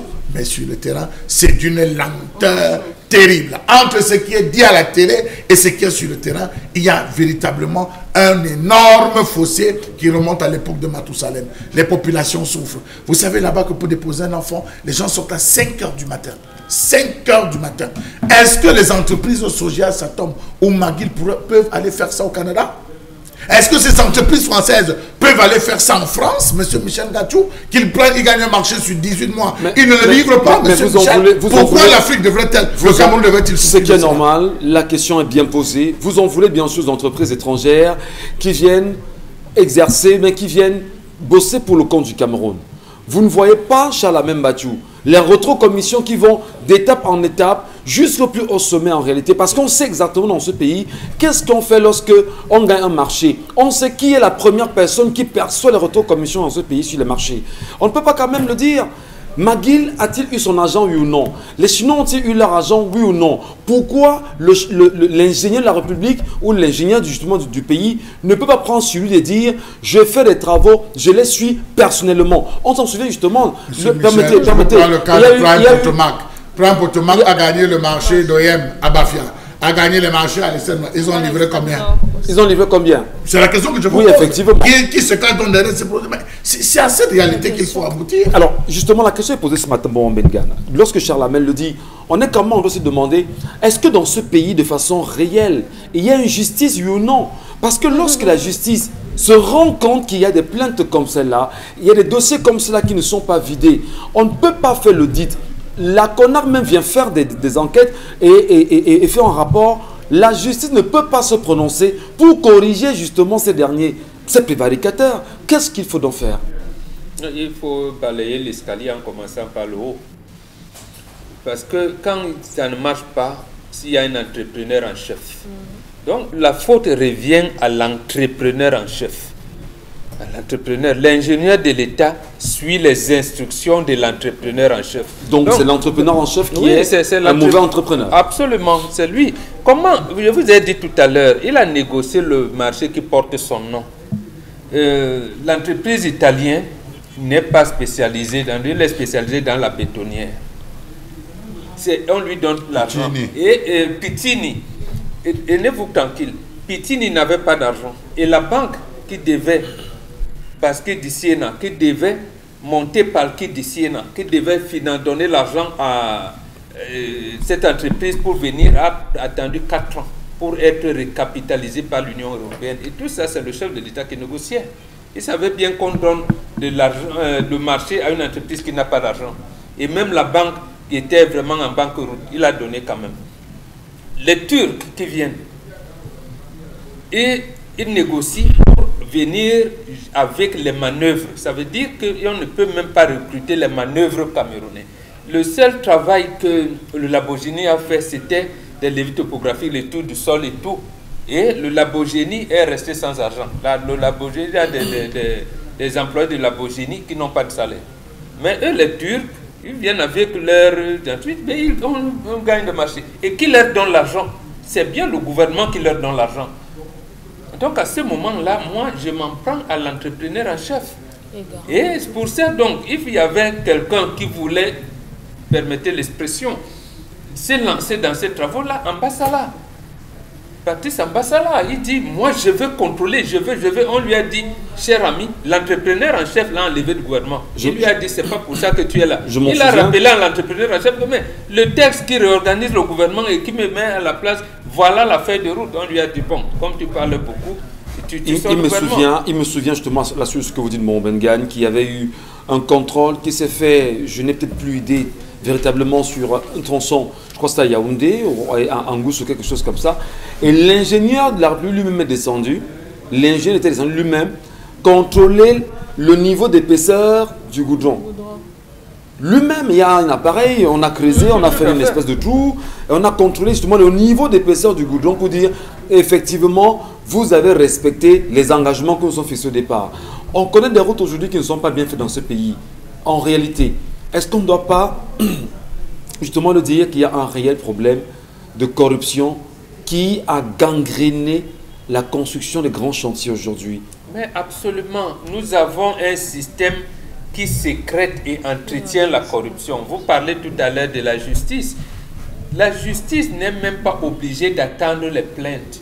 Nous avons les procureurs, des juges d'instruction. Est-ce que Eva Joly n'a attendu aucune plainte pour se lancer, enquêter dans l'empire de Elf à Aquitaine, qui a été, et dont Mitterrand lui-même a été durement impliqué, et le Floch Prigent et tout. Donc si les magistrats veulent prendre sur eux de réguler, ils vont le faire, ils ont les moyens de le faire. La Cour suprême a une cour de compte, une chambre de compte. Il y a une chambre de compte de la Cour suprême, mais elle-même se limite à faire des constats. À faire des constats. À croire que c'est une chambre de la plus haute juridiction du pays. Vous savez, est-ce qu'ils ne peuvent pas aller plus loin en étant en justice? C'est quand même une chambre de la Cour suprême. Donc, on ne comprend pas ce type de comportement. Merci à vous, mon Bengan. Merci beaucoup, Dominique Audrey, Laure Bakanda et Charlamel Bachou. Tout de suite, nous allons prendre, madame, messieurs, les messages, les nombreux d'ailleurs que vous nous laissez sur les plateformes 10-12 de Zénith, Equinox TV pour ceux qui nous regardent en live, et les messages que vous nous aviez justement envoyés jusqu'ici aux différents numéros qui s'affichent au bas de l'écran. Dominique. Le premier, c'est Jean-Marie Kamte-Takam qui dit que le ministre est maître d'ouvrage et le MINMAP attribue le marché. Donc c'est au MINMAP de choisir l'entreprise adjudicataire. Ça sous-entend qu'on ne devrait pas... On a dit que le dossier de l'entreprise chinoise avait jugé, il n'y avait pas eu assez d'études, assez de vérifications. Et le MINMAP a justement validé le cas de l'entreprise chinoise, mais qui s'est avéré sur le terrain ne pas avoir une connaissance, n'avoir jamais exercé nulle part, qui venait s'essayer et faire cette première pour Cameroun, n'avait même pas de site web, ni en Afrique, ni en Chine. Donc comment ils ont fait pour se retrouver et gagner le marché? On dit donc justement, comme le précisait Mbombo, trop de gombo circulant dessous des tables et de grands gombos bien brillants. Kiki Queen dit que c'est avec ça que M. Nganou Djoumessi dit qu'il va lancer le deuxième pont sur la Dibamba en 2 mois. Just wait and see. Le wonderful Kistan. On a Bibiane Ngepi qui dit que j'ai circoncisé mon fils, j'ai fait circoncire mon fils 2 semaines après sa naissance et j'ai dû payer le double car les docteurs m'ont dit qu'il fallait le circoncier le lendemain de sa naissance. Donc Charles Hamel, je ne peux pas voir mon fils souffrir de nos jours en anesthésie. Oui. On va anesthésier un enfant qui a à peine 48 heures. Vous savez ce que ça va faire sur lui? En termes de conséquences? Oui, en termes, on commence à anesthésier un enfant. À ce moment-là, mais sauf que la technologie a tellement évolué maintenant en Europe, c'est ce qu'on fait. D'accord, la technologie. Les Européens ne le font même pas. Voilà, la technologie. Peut-être la médecine, vous voulez dire? Oui, la médecine a tellement évolué. A tellement évolué que nos grands-mères accouchaient sans césarienne. Et vous, aujourd'hui, c'est la césarienne partout. C'est ça l'évolution de la médecine, non? Aussi, maman. Ah, voilà. Donc il faut valider la césarienne. C'est ça l'évolution de la Parce médecine. que peut-être on parlait sur une antenne, on trouvera que c'est pas. À peine on légitime. n'aide plus les femmes à accoucher. Oui. Vous, césarienne. Et la césarienne qui limite les naissances au plus à 3, on dit que c'est ça l'évolution de la médecine. Monsieur Michel Ngatou, lorsque vous avez une blessure, vous avez le choix au niveau de la plante des pieds. Soit vous prenez la peau du plantain, vous faites chauffer sur le feu, vous appliquez dessus. En 2 jours, vous utilisez votre pied, soit vous allez à l'hôpital, vous allez de pansement en pansement sur 7, 8, 9 jours pour avoir solution. Que préférez-vous? C'est à chacun de faire le choix. Si elle a fait le choix d'aller à l'hôpital, de faire et dire qu'elle a dépensé doublement, laissez-nous dans notre tradition. Ce qui est sûr, c'est que les infections et tout, vous ne savez pas, lorsqu'on finit, ils vont vous donner des pommades. Vous allez une petite circoncision. Quelqu'un va vous dire que j'ai dépensé 35 000 pour une petite incision, alors que chez nous, lorsqu'on finit à la cendre, on mélange, on met en quelques jours, vous commencez à utiliser votre sexe avec plein de joie. Il y a également des personnes qui ont été circoncis de façon traditionnelle et qui en souffrent aussi, Michel. C'est pas parce qu'on le fait traditionnellement qu'on est à l'abri de certains... Ce n'est pas n'importe quoi. Oui, il y a beaucoup de personnes traditionnellement, et qu'on en souffre. Il y a le charlatanisme partout. Est-ce que les hôpitaux, les femmes ne meurent pas avec votre médecine et évoluer? Est-ce que c'est ça la question? C'est ça la question, parce que quand on vous dit, vous ramenez ceci, justement on vous dit que partout il y a des gens qui peuvent faire des pratiques frauduleuses. Il y a des spécialistes en maternité, les matrones existent, la circoncision aussi. Tout comme vous aujourd'hui, dans votre genre, les gens meurent comme... Sur le plan traditionnel, il faut marquer une certaine évolution. Le reproche qu'on peut faire à ça, c'est le matériel utilisé pour tout le monde. L'hygiène. Parce que les vidéos qui circulent parfois sur cette circoncision, c'est qu'on a un couteau et qu'on coupe avec tout le monde, plusieurs personnes avec le... On pourra répondre à Dominique Audrey en disant c'est une question d'homme en réalité. Mais maintenant, vous parlez des questions d'hygiène, ou bien de, je sais pas, de sécurité, sanitaire, disons ça. Très bien. Ça. Alors, quand vous regardez bien sûr les vidéos qui circulent, vous vous rendez compte que c'était des machettes à l'époque par exemple, c'était des petits couteaux qu'on le faisait, c'était avec des petites haches qu'on les faisait. Vous parlez des stérilisants, vous savez qu'il y a des stérilisants qui sont bio? Non, monsieur Michel Ngatou, je ne peux pas laisser qu'on dise, je ne peux pas permettre qu'on dise ça. Voilà. Si vous avez vu les vidéos, regardez bien les vidéos, vous allez voir que le couteau était posé sur une pierre chauffante. Voilà. C'était sur une pierre chauffante et on prenait cette pierre chauffante pour le faire avant de passer à l'autre. Voilà. Le couteau était constamment sur le feu. Dites des choses. Voilà. Ne venez pas présenter une Afrique des barbares et des sauvages. Allez vivre en Europe. Allez vivre en Europe, laissez-nous l'Afrique. Le problème dont avec vous autres Africains qui défendez votre africanité, c'est que vous ne voulez pas accepter que les gens voient les choses différemment de vous. Mais non, acceptez qu'on ait une approche différente. Au contraire, l'approche différente n'est pas... Vous avez vos méthodes, mais est-ce que c'est mal qu'on vous dise qu'il faudrait que ce soit un peu plus hygiénique? Non, écoutez, lorsqu'on met un couteau au feu par exemple, et qu'il soit rougi, disons ça comme ça, et qu'on l'utilise justement, ce couteau comme au feu, il n'est pas stérilisé? Vous avez vu les chambres d'hospitalisation du CHU? Vous avez vu les différents lieux où on est venu vous présenter cela? Pourquoi vous ne décrivez pas? Maintenant, ce n'est plus une question. C'est on est sur la circoncision. N'allez pas dans l'accouchement, n'allez pas dans le CHU. C'est la même chose. Parce que vous dites que la science, la médecine a évolué. Où? La médecine a évolué où? Dites-moi. L'Orbakanda, une virgule à faire, je vous en prie. Moi, le matériel qu'utilisaient nos parents africains pour circoncire les enfants, c'était peut-être le couteau qui était chauffé. Mais après, parce qu'il ne suffit pas juste de circoncire l'enfant, il y a le après. Ben moi, je vous pose une question. Comment est-ce qu'on fait pour que la blessure... On vous dit... Il y a le fait qu'il y ait une blessure qui va guérir, qui doit guérir. Oui. Absolument. Mais comment est-ce que nos parents s'y prenaient? Justement, on vous apprend. On vous explique comment ça se fait. Moi, je sais comment ça s'explique, mais ça n'a pas toujours marché. Ça a toujours marché. Ça n'a pas marché. Qu'est-ce qui n'a pas marché? Il y a beaucoup de personnes qui se sont payées. Il y a des personnes qui ont des maladies sexuellement, des infections sexuellement transmissibles. À cause de la circoncision? Oui, bien sûr. Sérieux ça? Oui, très sérieux. Très sérieux. cher ami, Bon, j'avoue qu'on apprend tous les jours et que chaque fois j'entends ça. Allez sur Google, je vous prends un seul élément, puisque les autres, vous ne connaîtrez pas les noms scientifiques. Si je vous parlais de Mukulungu, de ceci, prenez seulement le miel qui était un élément de base. Dans le truc, venez les vertus du miel, comment l'utiliser. On vous dit qu'en toute chose, il y a les charlatans. Sinon, vous ne serez pas nés. Vos grands-pères, vos parents et tout, qui sont passés par là. Ça veut dire que... Non, vous voulez expliquer... Non, allez, engagez-vous dans votre modernisme, on ne dit pas non. Mais n'insultez pas les autres. Puisque c'est ça, c'est là où vous avez dit... Ou alors vous faites croire que... Il n'y a pas eu d'insulte. Non, mais justement, l'Afrique qui a connu la science au moins 5000 ans, 5000 ans, combien de siècles ça fait? 5000 ans avant que vous n'arriviez là. Vous dites que ces gens c'était des tarés?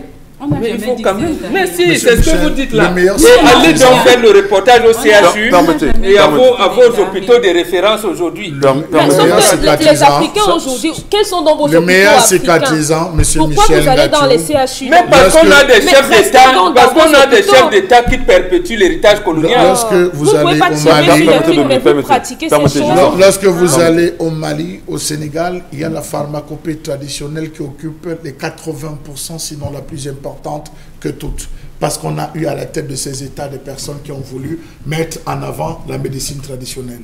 On dit à toutes les femmes ici que ne manquez pas d'une bouteille de miel dans votre cuisine. Toujours. Si l'huile, vous vous brûlez avec de l'huile, prenez le miel appliqué, parce qu'il n'y a pas meilleur cicatrisant que le miel. On le mélangeait avec la cendre. Vous prenez la cendre du feu de bois. C'est un bon cicatrisant. Vous le mélangez avec le miel. On appliquait, je vous dis, en 2 ou 3 jours. Aujourd'hui, vous avez des enfants qui vont se faire la circoncision. Est-ce que Charlemagne a fait circoncire son enfant avec un couteau? Oui. Franchement, j'ai dit oui. Mes enfants ont été... Oui, mes enfants ont été circoncis comme moi je l'ai été. Vous voyez, on sort du domaine public. On sort du domaine public pour le domaine privé. Je vous rassure que oui. Je vous rassure que oui, avec la dernière énergie. Ça se voit. Parce que vous avez à l'Ouest un rituel initiatique qu'on appelle le Nyang Nyang. Oui. Vous voyez combien de jeunes vont pratiquer le Nyang Nyang? Est-ce que vous avez déjà posé des questions au sujet du Nyekang et du Nyang Nyang? Comment est-ce que cela se passe? Allez chercher, ne restez pas en route. Vous parlez des choses de la forêt. D'accord. Voilà, tout à fait. Donc venez dans la forêt, voir ce qui se passe. On va prendre les messages. On va prendre les messages de Dominique Côté. Prenons les messages, je vous en prie. On vous dira, allez d'abord lire Camara là et l'enfant noir. On va revenir, les messages de Dominique Côté, les messages. Ce message vous est adressé. Moïse n'a pas été assassiné. Abomination. Moïse a été enlevé par Dieu lui-même. Personne n'a vu le corps de Moïse par rapport à... Et moi, je vous dis que Moïse a été assassiné par Aaron et Josué. Apprenez, si vous voulez organiser un débat public, on va le faire. Assassiné par Aaron et Josué. Et ils ont menti que Dieu est venu. Ils ne connaissaient pas Dieu à ce moment-là. Qui a menti? C'est la Bible. Puisque Moïse écrit les 5 premiers livres de la Bible comme un témoin de l'histoire. Il a appris ça où? En Égypte. Justement, parce qu'on lui a appris, il était le successeur du Pharaon. On lui a ouvert les yeux, comme on dit. Et c'est à ce moment qu'il a appris au peuple juif, qu'on appelle les Israélites, que Dieu existait. Et le Dieu, ce n'est pas un homme qui est assis au ciel avec une large barbe. Et qui a posé les pieds au sol. Dites même tout simplement que quand il est revenu de la montagne, dans quel état les a-t-il trouvés? Il les a trouvés en train d'adorer les faux dieux. Oui. Dieu, cher ami, prenez ça une fois pour toutes, prenez note. Dieu, c'est l'énergie initiale dont le soleil est la manifestation physique qui éclaire l'univers. C'est ce que les anthropologues occidentaux n'ont pas compris. Ils ont dit que notre Dieu, c'est le soleil. Non. Le soleil, c'est la représentation physique de Dieu qui éclaire l'univers. Donc, apprenez ça aussi. L'Afrique, c'est la science. L'existence de Dieu, c'est scientifique. Merci, Moron Bengan. Merci beaucoup. Et Abraham n'a pas existé comme vous et moi. Abraham, c'est un mythe. Oh. Parce qu'ils disent toujours que oui, d'autres pères Abraham, c'est un mythe. Ok. Steven Biamou nous dit que M. Michel Ngachou, c'est pas parce qu'un couteau est au feu qu'il est stérile. J'en suis très sûr. Il doit être certainement du corps. Et il y a d'autres produits. Homme était, cher ami. Non, améliorer ça tout de même. Mais quand même. Attention, même en Europe, on recommande d'éviter le plus possible des opérations avec anesthésie sur les enfants de 2 ans, car ça pourrait créer des dégâts et retards sur le cerveau, le langage et la motricité des enfants. Alors, il faut donc le dire au moment qui nous regarde ce matin. Oui, justement, donc, il faudrait donc dire au moment que le bon âge, c'est à partir de 4 ans. Pas mal, Jean-Bernard Tetmen-Gongan, parlant des femmes, de l'accouchement avant, pas mal de grand-mères sont mortes en couche. Elles ne connaissaient pas les césariennes, les pauvres. Dans un pays normal, c'est le chef d'État, c'est le message d'Atangana Joël qui suit les projets. Mais chez nous, c'est sur haute instruction que les projets se livrent. C'est le président qui est responsable de tout ce qui nous arrive aujourd'hui. On a une téléspectatrice, S. Becker, qui dit « Merci, Monsieur Mbachou. Franchement, quand je veux voyager, je prends le bus 4 heures avant. Et même là, franchement, je ne suis pas sûre d'arriver à l'heure. La césarienne est devenue un raccourci de nos jours pour les jeunes filles qui ne veulent pas supporter la douleur de l'accouchement, d'où la vite pour ne pas souffrir. Ma question, c'est on télécommande les césariennes maintenant à l'hôpital? Télécommandé comment? La césarienne, c'est un choix. Maintenant, quand vous arrivez à l'hôpital, on vous demande est-ce que vous voulez accoucher normalement. Là, c'est si vous n'avez pas de problème. Est-ce que vous préférez accoucher par voie basse ou alors par césarienne? Dites simplement par voie basse. Il y a beaucoup de personnes qui préfèrent la césarienne. Parce que lorsque vous prenez la césarienne, vous les femmes, à un moment donné, vous vous demandez pas si l'homme qui vous accompagne a suffisamment d'argent pour non seulement payer la césarienne à 300 000 francs, comme je vois certains faire. Oui, il faudrait déjà savoir combien on a dans les poches. Non. Il faudrait justement qu'une fois nos sœurs enceintes se fassent bien encadrer, bien travailler, bien préparer pour accoucher par voie basse et éviter justement des dépenses faramineuses. Figurez-vous justement que votre femme, je ne sais pas, que toute femme enceinte arrive à l'hôpital parce qu'elle vient de perdre les os. Une fois, arrivant, on lui dit, madame, vous devez attendre. Et qu'elle attend 48 heures, ayant déjà perdu les os, et qu'on lui dise, madame, vous ne pouvez accoucher que par césarienne. Elle vous dit, je n'ai pas d'argent pour la césarienne, faites-moi accoucher par voie basse. On lui dit, madame, si je ne le fais pas, vous mourrez. Elle sort de l'hôpital, elle va dans un autre hôpital à côté, elle accouche par voie basse. Vous ne vous rendez pas compte qu'il y a un business de césarienne aujourd'hui au Cameroun? Vous ne vous rendez pas compte qu'il y a quelque chose qui se cache derrière, où on fait tout pour stocker de l'argent. Pire, une fois vous accoucherez, l'enfant, effectivement, pourra vivre, mais la mère, à tout moment, peut mourir. Qu'est-ce qui vous garantit que tous les deux pourront même d'ailleurs vivre tous les deux? Finalement, il y a des dépenses qui vont se faire permanemment. Il y a des blessures, il y a le pansement, il y a la nutrition, il y a... Mais c'est très grave que tout se fasse par voie basse, simplement.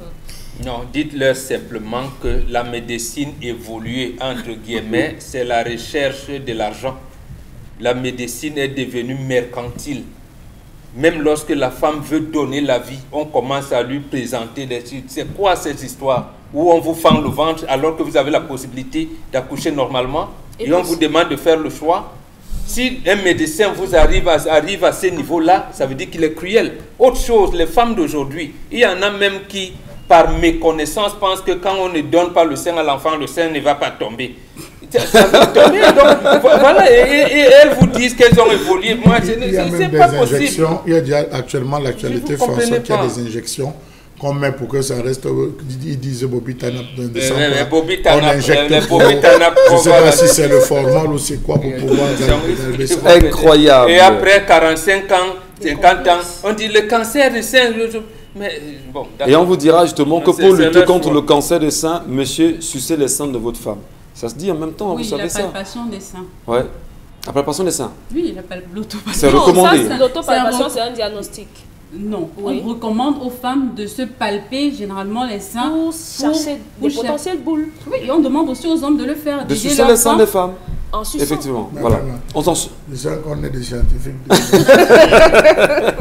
Allez, merci à vous de donner rapidement le message et puis on marque une pause. Lisa Olga dit que les ingénieurs étrangers ne donnent que le résultat qu'on leur demande, le gouvernement, lors de la signature des contrats. Donc, mes enfants ont été circoncis entre le 5e et le 22e mois. Ils n'ont aucun problème.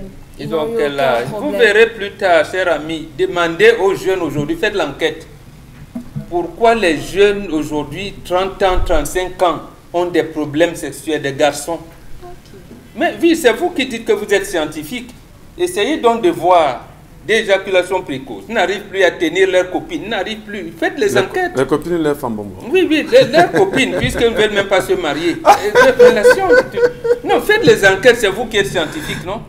Après, quand on va vous donner un résultat, vous allez dire, allez, quelle science a montré ça? C'est quelle étude scientifique? Vous faites les études scientifiques pour montrer pourquoi beaucoup de garçons entre 30 et 45 ans ne peuvent plus être libres sexuellement. Deux derniers, Michel. Gilles Canon dit, c'est vrai que la médecine traditionnelle est importante, mais il faut reconnaître que la médecine moderne a permis de baisser le taux de mortalité dans le monde. Merci beaucoup, Dominique. Plein de messages ce matin. Une pause, Madame, je suis avec vous également et avec la grande famille. Allons saluer à l'instant Constilamine avec nous sur le plateau B dans un instant.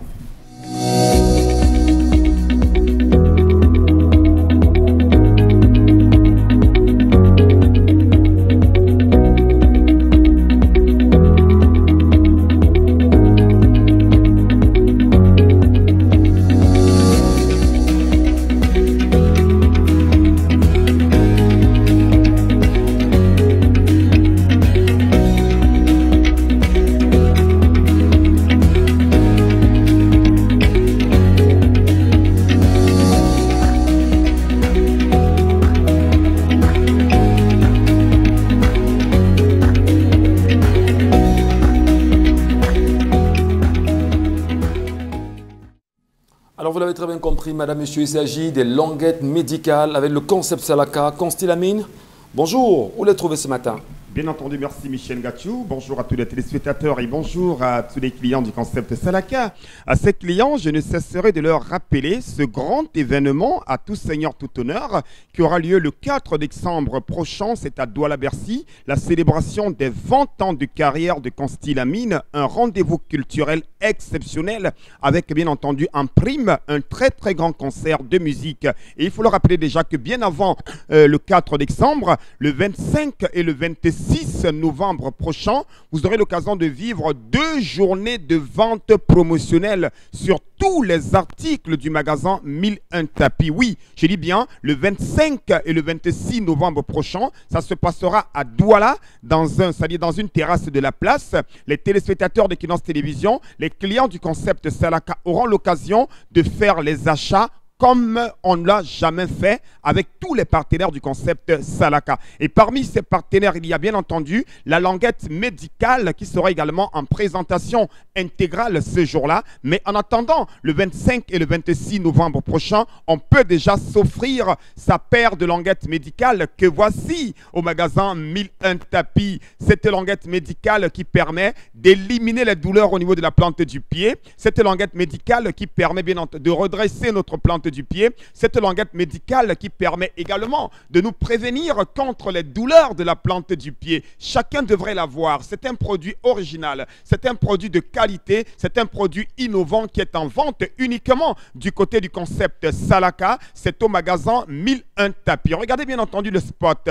Regardez la particularité. Regardez l'utilisation. Regardez même la qualité des acteurs qui ont tourné ce spot. Ça montre combien de fois cette languette médicale devrait être utilisée par tout un chacun. Alors je rappelle que vous nous regardez du côté bien sûr du Gabon, du côté de la Côte d'Ivoire, du côté du Sénégal, du côté de Paris. Chacun peut commander sa paire de languettes médicales qui joue un rôle très très important. Oui, ça permet d'éliminer les douleurs au niveau de la plante du pied. Ça permet de nous prévenir contre les douleurs de la plante du pied. Il est important d'avoir sa languette médicale. Alors comment utilise-t-on cette languette médicale?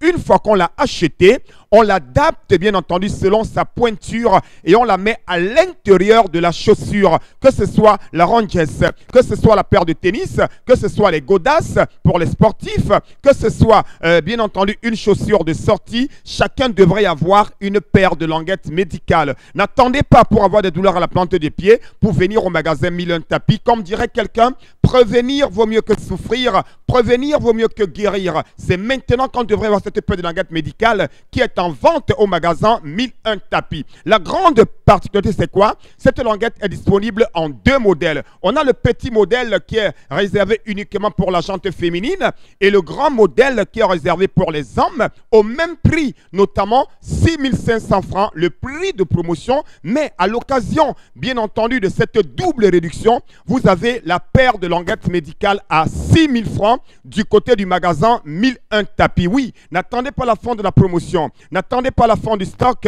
venez au magasin 1001 tapis et achetez votre paire de languettes médicales au prix de 6000 francs pour la paire de languettes médicales. Et quand on parle de la paire, on voit directement deux languettes médicales, notamment le pied gauche et le pied droit.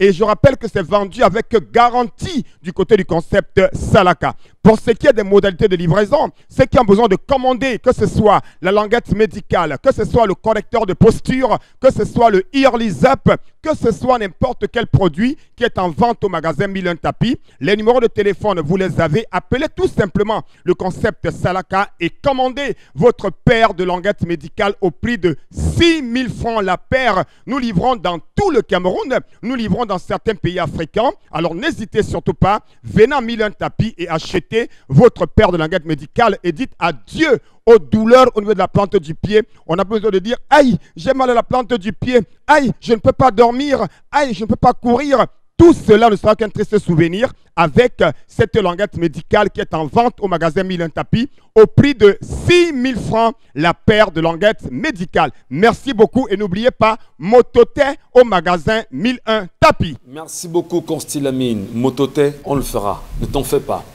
Allez, madame, monsieur, qu'est-ce qui se passe également aujourd'hui au Cameroun concernant le Covid-19?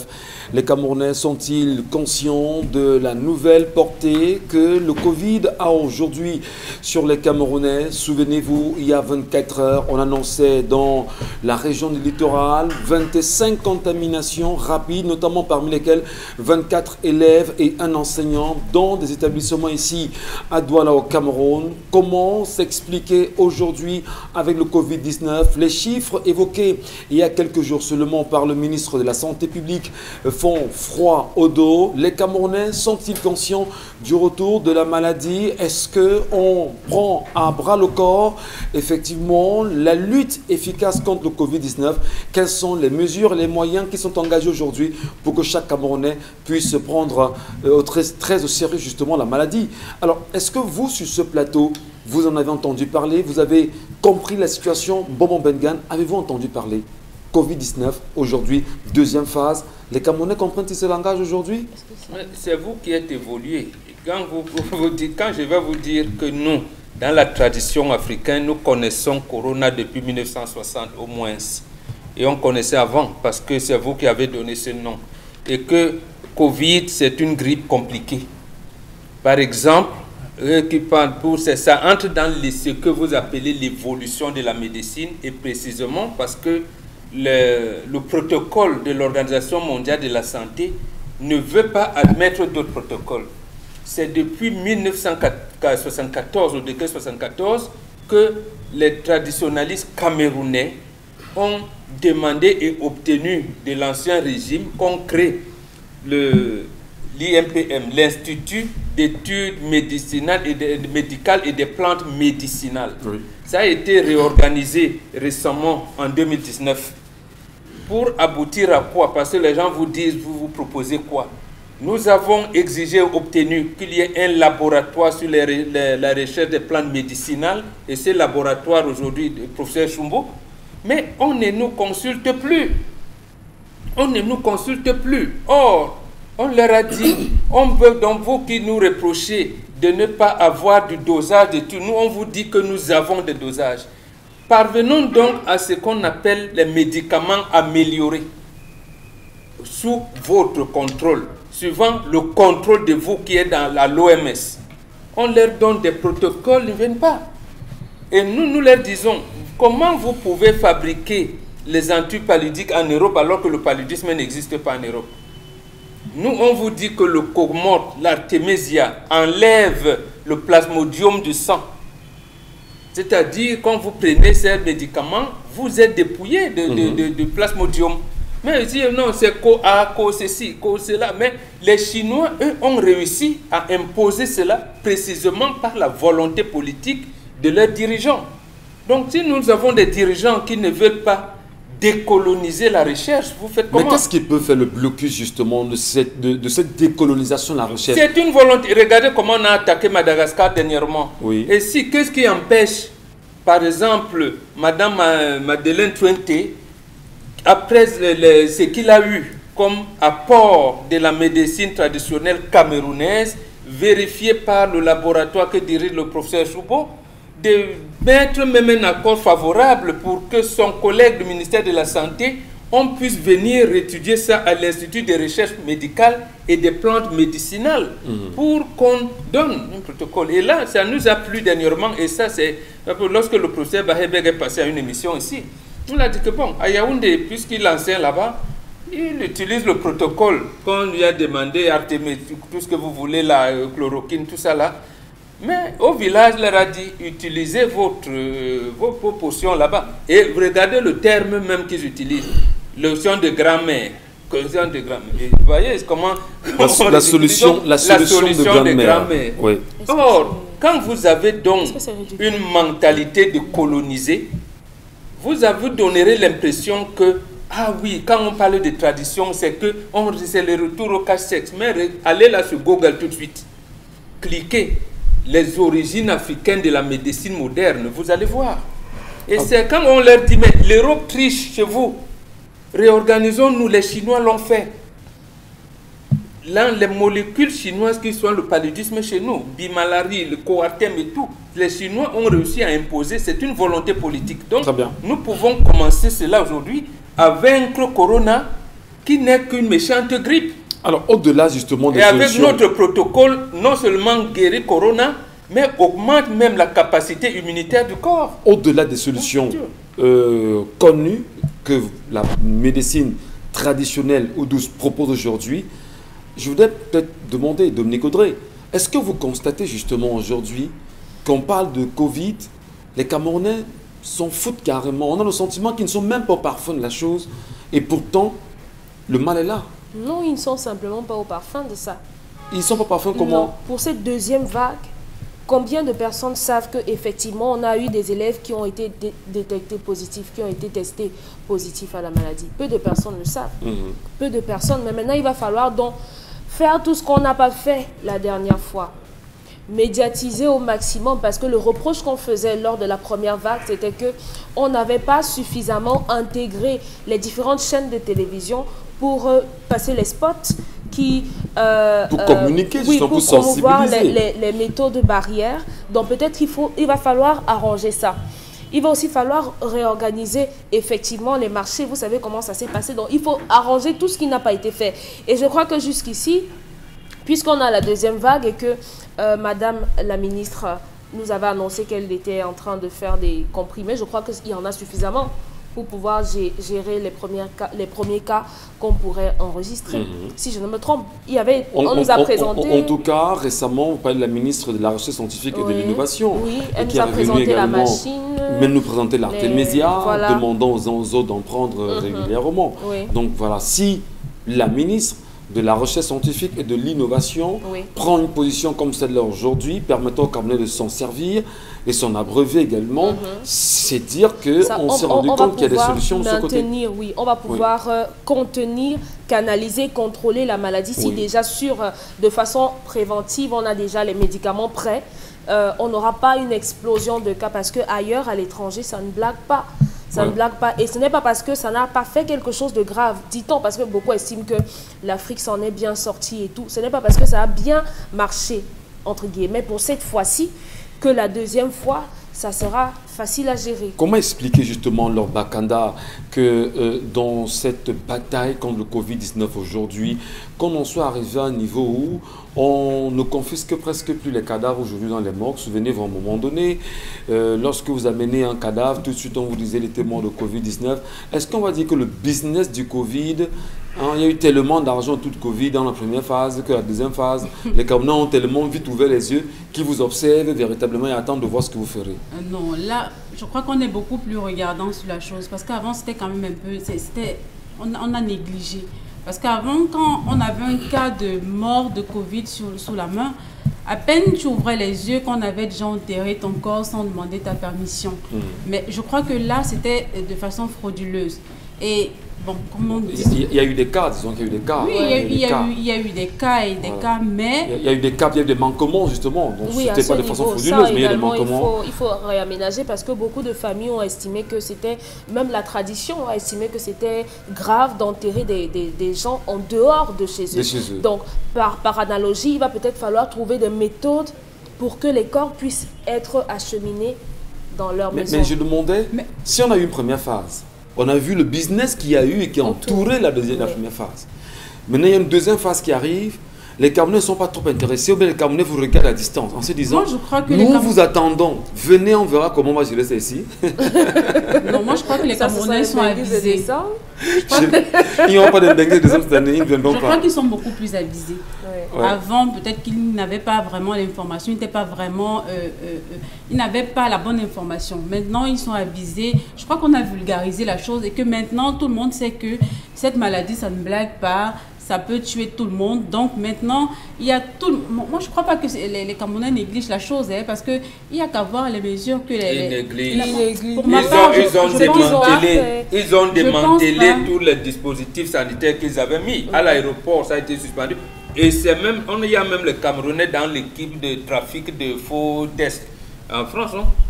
Ah, les Camerounais. Oui, il y a les Camerounais dans cette équipe de trafic de faux tests. Je sais juste qu'il y a eu une actualité selon laquelle on a attrapé des Africains de l'Afrique de l'Ouest, y compris des Camerounais, impliqués dans un trafic pareil. Donc, Charles Amembatou, donnez-nous quand même votre point de vue, c'est très important. La deuxième phase Covid, ce qui semble venir, on a des cas qui ont été détectés à Penka-Michel, c'est dans le... comment dire, à Tchang là-bas, dans le département de la Menoua, effectivement. On a eu les 25 cas détectés ici à Douala. Peut-être il y a d'autres cas dans d'autres villes du Cameroun. Est-ce qu'au final, on ne devrait pas faire rapidement confiance à la phytothérapie, à des gens comme Monseigneur Samuel Kleda qui ont dit à un moment donné, nous avons vaincu le Covid-19 et se retourner vers ces personnes-là pour avoir des solutions? C'est évident puisque c'est eux qui ont soigné. Monsieur Mbatouri, qu'est-ce qui vous amuse, Monsieur Mbatouri? Qu'est-ce qui est arrivé au saut qui était devant les différentes entreprises? Qu'est-ce qui est arrivé au gel? Vous-même, votre gel est où?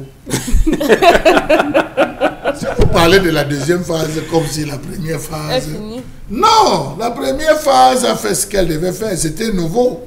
On ne connaissait pas encore ce que c'était Corona. Beaucoup de gens disaient, j'ai eu même 13 Corona, c'est passé. J'ai eu 14 Corona, c'est passé. Monsieur Michel Ngatou. Les premières choses qui est tombées, c'était les masques. Vous avez vu la première chose? Vous montez 6 escaliers chaque jour avec les masques. À des moments, on perdait l'air, monsieur Michel Ngatou. Ça a été qu'il fallait enterrer. Vous savez, on a copié bêtement ce qui était fait à l'extérieur, à l'étranger.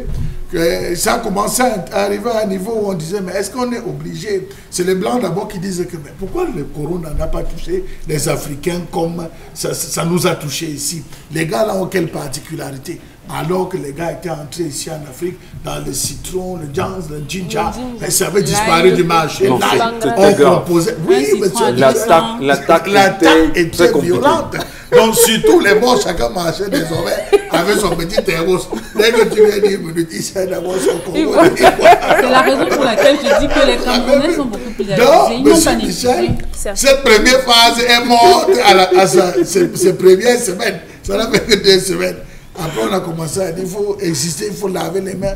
Oui, c'est une administration gardée, mais rassurez-vous, vous ne pourrez plus prendre les Camerounais. Même si vous dites quoi en ce moment, même dans les services publics, on a exigé le port, le directeur, les cadres, les services publics. Hein. Vous avez des responsables, même des administrateurs qui arrivent et disent que foutez-nous la paix avec j'ai perdu qui dans ma famille. Le business se passait pas, non.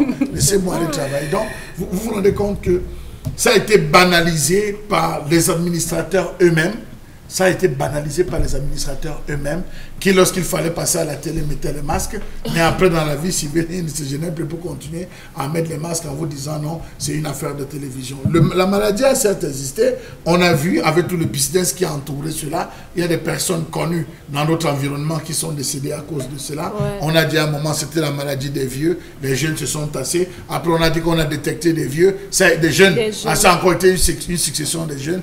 Était-ce une information passée pour nous faire comprendre, juste M. Michel Ngatsou, que là où c'est là, cette deuxième phase est en train de revenir, et c'est les jeunes que ça frappe? Était-ce un prétexte pour démanteler les stades et tout et comme ça, limiter les unités pour nous empêcher de nous inquiéter? Si réellement cette deuxième phase était là, M. Michel Ngatsou, je pense que le ministre Manaouda Malachi devait trouver un autre endroit. Pourquoi est-ce qu'ils ne trouvent pas notre endroit pour nous faire les hôpitaux de campagne, puisque la deuxième vague est en train de revenir fort? Quand on démantelait l'autre, est-ce qu'on lui a demandé son avis? On lui a demandé de démanteler. J'estime que c'est l'engagement qu'on va voir ces derniers temps qui vont nous déterminer au niveau là où nous sommes. Est-ce qu'ils en parleront? En tout cas, on vous a très bien compris, madame, monsieur. Mais quand même, vous êtes fiers de la prestation des Lions de Nantes d'hier? Ça parle à qui ici? C'est le divertissement. Vous ne vous amenez pas dans le divertissement. Ah bon? Oui, c'est le divertissement. Donc Cameroun-Mozambique 4-1, ça ne vous dit rien? C'est le divertissement. C'est le divertissement. Si vous voulez, les Lions ont déjà participé. Pense à cette Coupe du Monde ou combien de Coupes des Nations ils ont gagné. On a prévu, on avait promis ou prévu les boutiques où on achèterait les Lions. C'est où? On devait être aujourd'hui à mesure d'avoir un équipementier et vendre le label Lion Indomptable. C'est où? Voilà, les Lions Indomptables sont habillés par les Français et les Allemands. Ils discutent le marché. Moi, je reviens sur Covid. La médecine a tellement évolué que nous, les indigènes, on sait par exemple que le cadavre Covid n'est pas aussi dangereux que le cadavre de tétanos.